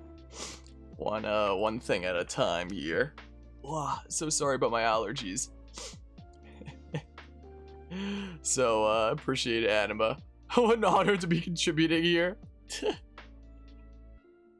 Okay, whoops. Whatever. I'll fix that in a hot second. Oh man. This is gonna be a legendary thumbnail, isn't it? Just you wait. It's gonna be absolutely legendary. I appreciate it there. Whoops. Turn off the snapping to edges then. Here we go. Here we go. Let's, okay, we've been listening to this, this mix for a good while. Let's listen to another one of Simon Gross's mixes is what we shall do. Let's put on this one. Oops.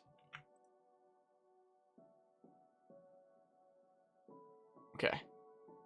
Something nice and chill. Oh, this is kind of sad now.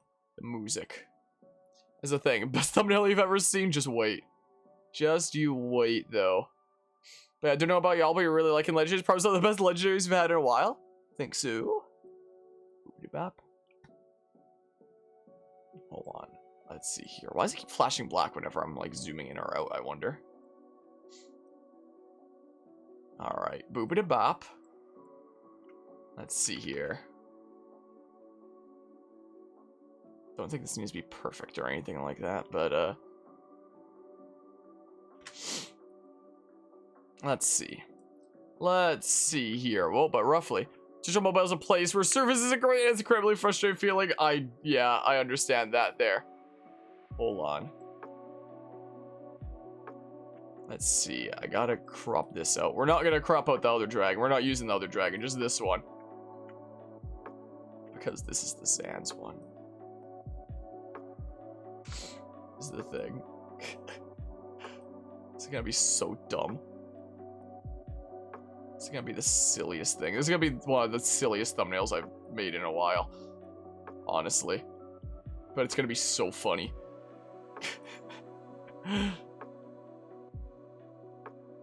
Let's see. Okay, I think this should be it here, I believe. Okay, so let's see here. If I do that. Oh, that's weird. Oh, that's weird there. Where the heck is my cursor? There it is. Why is that so weird? Wait, what is that? That's something else.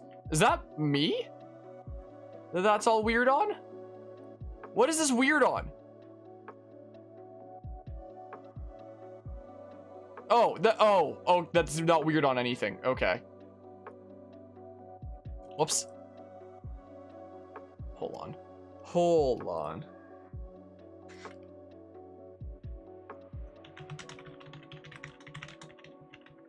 Hold on. Hold on. I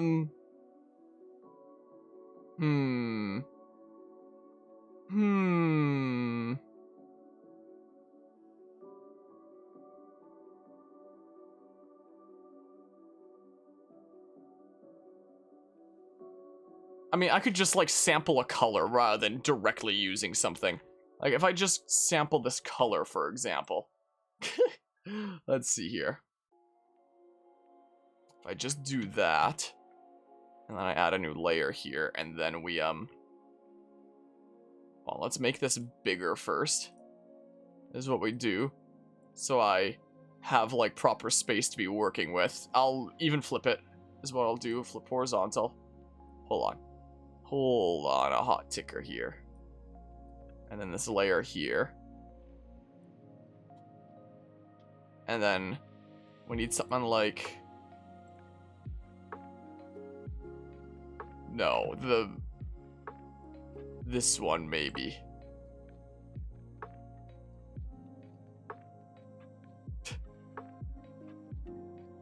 And then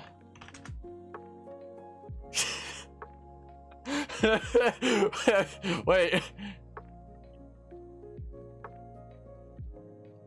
Hold on. Oh.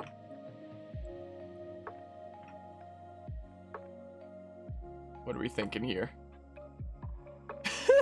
What are we thinking here? Wait. What has this line? Gosh dang it. Which one is the line? This apparently. Get out of here, line. Be gone. Is this a line from something too? The heck? This as well. Freaking LeChonk screwing up my plans. Hold on.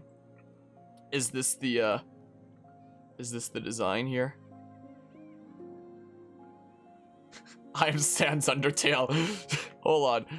Whoa, wait here. Maybe I should make this a little bit smaller then? Maybe I should move it down so I'm not floating slightly.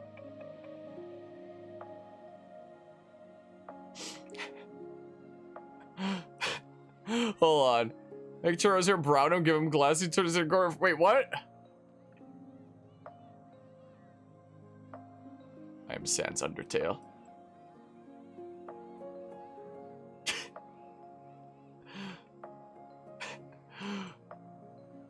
Maybe something more like this to focus on the thingamabob. I can slap a...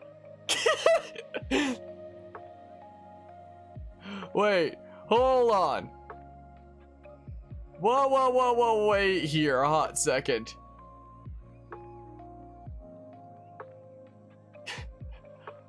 That's so goofy, I love it. Can you clearly tell? Like, when it's just a small thumbnail, will we be able to clearly tell the Sans Undertale eye? Or will it not be noticeable? Because it kind of blends in with the other colors. You know? It's a little bit hard to tell. I can only rotate the coin in my video editor here. I don't know how to do it in my image editing software. I should know how to, but I don't. So, like, there's that.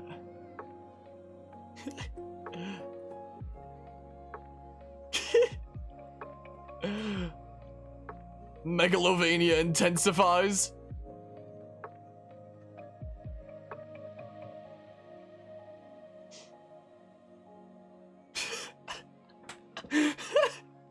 How are we feeling here about Sans Undertale Dragon?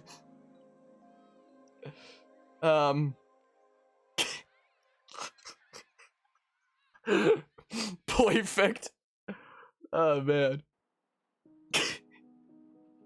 Do I want anything here? Maybe. I don't know. Like, what else? Is there anything else that we want to slap on? Is the question. Wait. There's assets that I can probably copy things like from this here. Wait, can I copy this as a okay. It's called main character -1. Whoa, wait here. Let me open this. Leave some breathing room. Who needs breathing room? Wait, hold on. Yeah, these are just a PNG on the thing. Could always like whoa, wait here. Do we want oh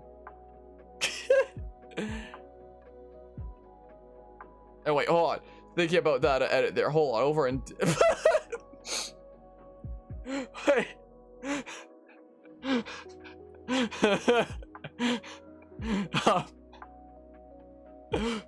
Hello, Freeman. Wait. Wait. Whoa, wait here. I need to, but now I gotta, now I gotta crop this though. This is what I gotta do.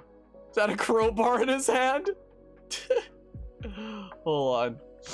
Let me just crop him real quick. Unless there's a cropped version in the thing that doesn't have that that background there. Otherwise, I'll just do this. If you don't mind me just yoinking this. That is. Okay, maybe I'll just do it without like the white. I can add my own white outline if need be. It'll be easier than like getting the weird situation going on with that there. Be the case. If I really want, I can add my own white outline. But yeah, can export if you need. We'll see how this winds up going in a hot second because I'm, yeah, that, okay, maybe do that actually. If you don't mind.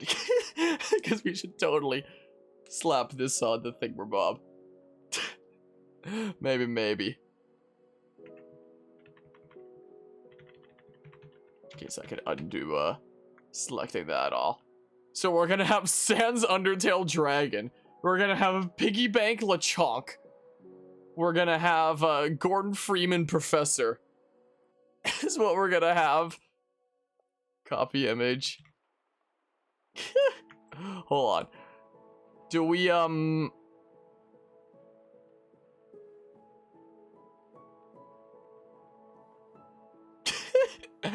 wait, do we flip him horizontal here as well?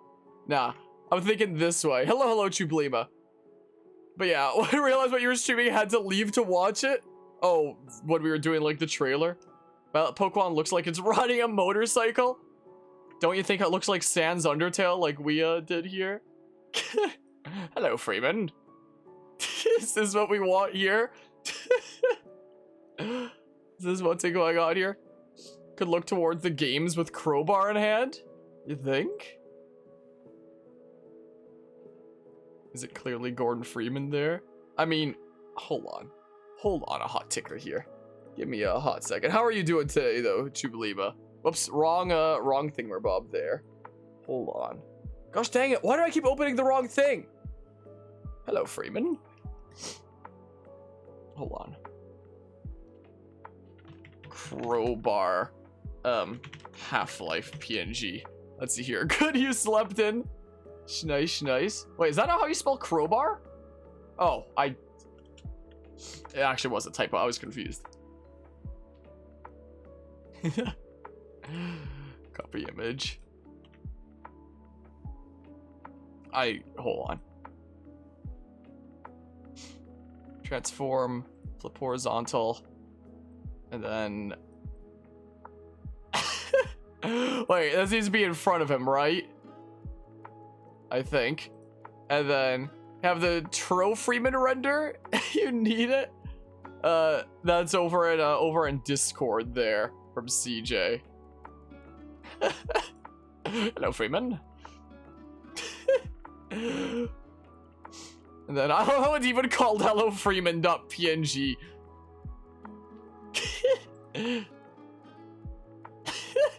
Is this the... Hold on. Oh, wait, here. Just that we can do, like, the coin thing. Oh, it's background 3 now. Because I only know how to do that in my video editor rather than my image editor. I don't know how to do it in my image editor. Is the thing. Is this the thumbnail? Is this the thumbnail to this current stream? We have freaking Piggy Bank LeChunk, Sans Undertale, whatever the dragon's name was. Hello, Freeman, and the curse thing over there. I was missing the shield. Oh. You're saying I should grab the shields and put it over Scarlet and Violet there? Like, crop that out? Whoa, wait here. Hold on, it was like right up towards the beginning was the thing. Pokemon Shield and Pokemon Shield.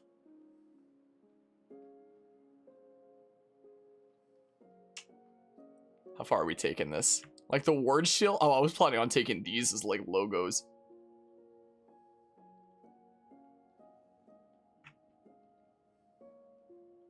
I mean, I can replace the text. I did like the custom text in the title of the BDS PSA thumbnail, but it was a bit tricky. It wasn't easy pulling it off, let's just say. Shield 2. I could do it, it would just take me a bit of time.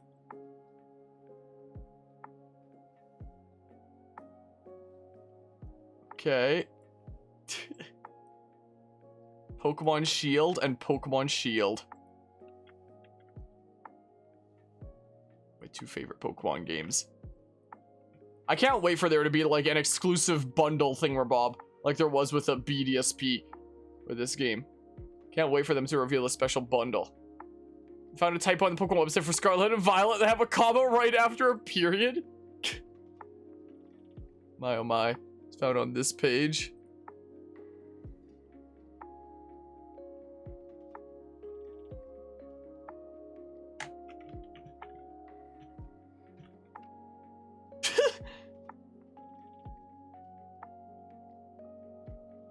Unparalleled quality Pokemon, by the way.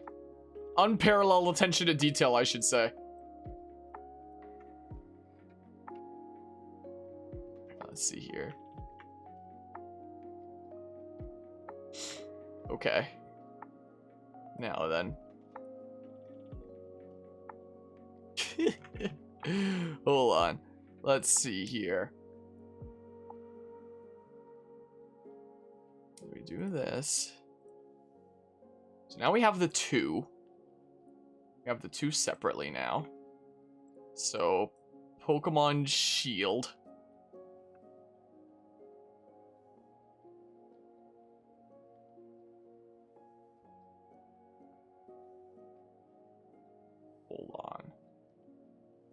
Hold on, a hot ticker here. Let's form, flip horizontal. Let's see here. What is that there?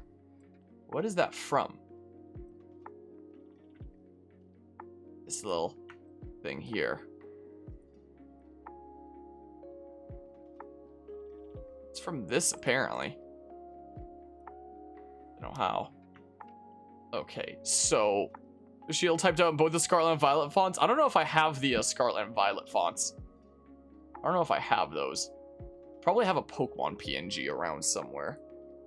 Most likely. I mean, I could probably also just really quickly find it online. That is freaking Chrome. I don't want freaking Chrome right now. It might be faster just to grab this real quick. Yeah, I'm sure it's somewhere on my computer, but like, I'm not sure where exactly. Hold on. Let's see here. Just so that it's like over top of the shield. And whatnot. You know, these should be the exact same size as long as I rotate it right. Ish. Something like that. And then I have the, I do have like a font that's based off of Pokemon though. Is what I do have. Is a thing. So like, like we were using it earlier. Like there's this, for example. Like there's this kind of font of Pokemon Shield. This is what we could do. Like just this. So some of the animations from the scenes look really polished. Some do. Some not as much. Let's see here. Let's just do something really simple here. It doesn't need to be anything all that crazy.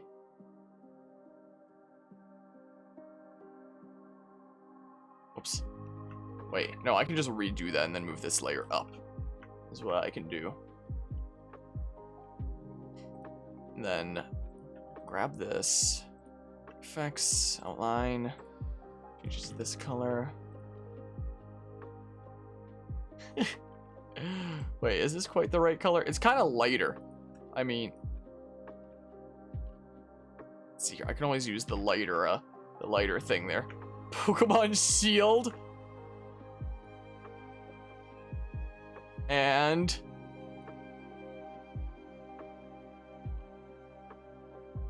Pokemon Shield. Let's see here.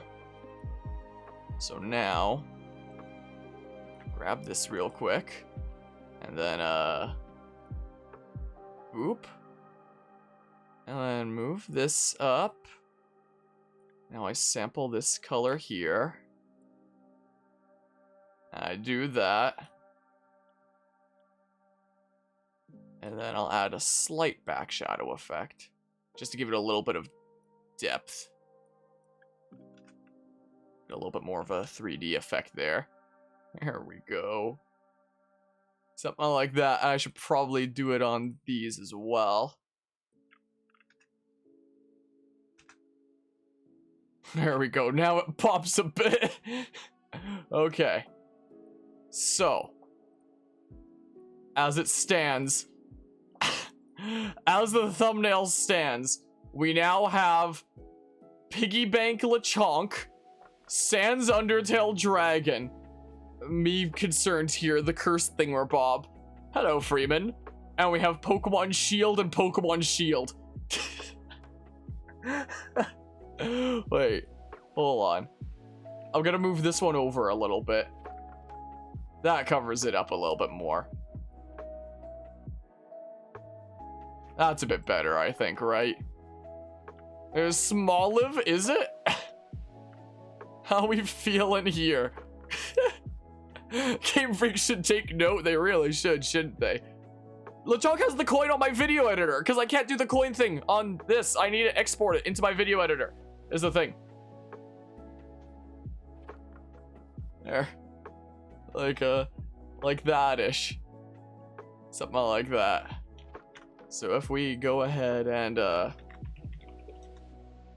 do this, and then let's see here. Let's see. How we feeling? How we feeling here, huh? Is this our is this the thumbnail? Is this the Krusty Krab? I think it might be the thumbnail. It's so dumb. Legendary. Hell yeah. I think this is the thumbnail. Let's go ahead and export it here. Let's see here. Give it a proper name here.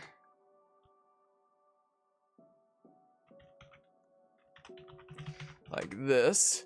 If I go ahead and open it, no, this is Patrick. How we feeling here? This is the thumbnail. Oh, my tears stop. It's so beautiful. Oh my goodness. I can't believe this. Well, if the thumbnail's created, I think that's the stream here. I've been streaming for about 2.5 hours. I have things to do yet today. Is the thing. Things that don't pertain to this, and I'm gonna have to like highlight this and slap it over on YouTube now as well. So I do still have a smidge left to do for this, and it involves things that aren't streaming. So I think I'm probably gonna have to call the stream for now. We might be streaming later today. Good stream. Good stream for a few minute trailer, right? I'm thinking here. Pretty solid stream. Pokemon Shield version, Pokemon Shield version. But yeah, so I appreciate all y'all nerds who stopped by and hung out here. The real epic gamer moment will be when the crazy comments come out. What you mean when I post this over on YouTube and there's some people that like comment hating my guts for this? Because I'm sure there will, I'm sure there'll be some. I'm sure there'll be some there. It will be the case. But yeah, so thanks all who stopped by and hung out for this session of shenanigans. And until next time, take care all, and see ya.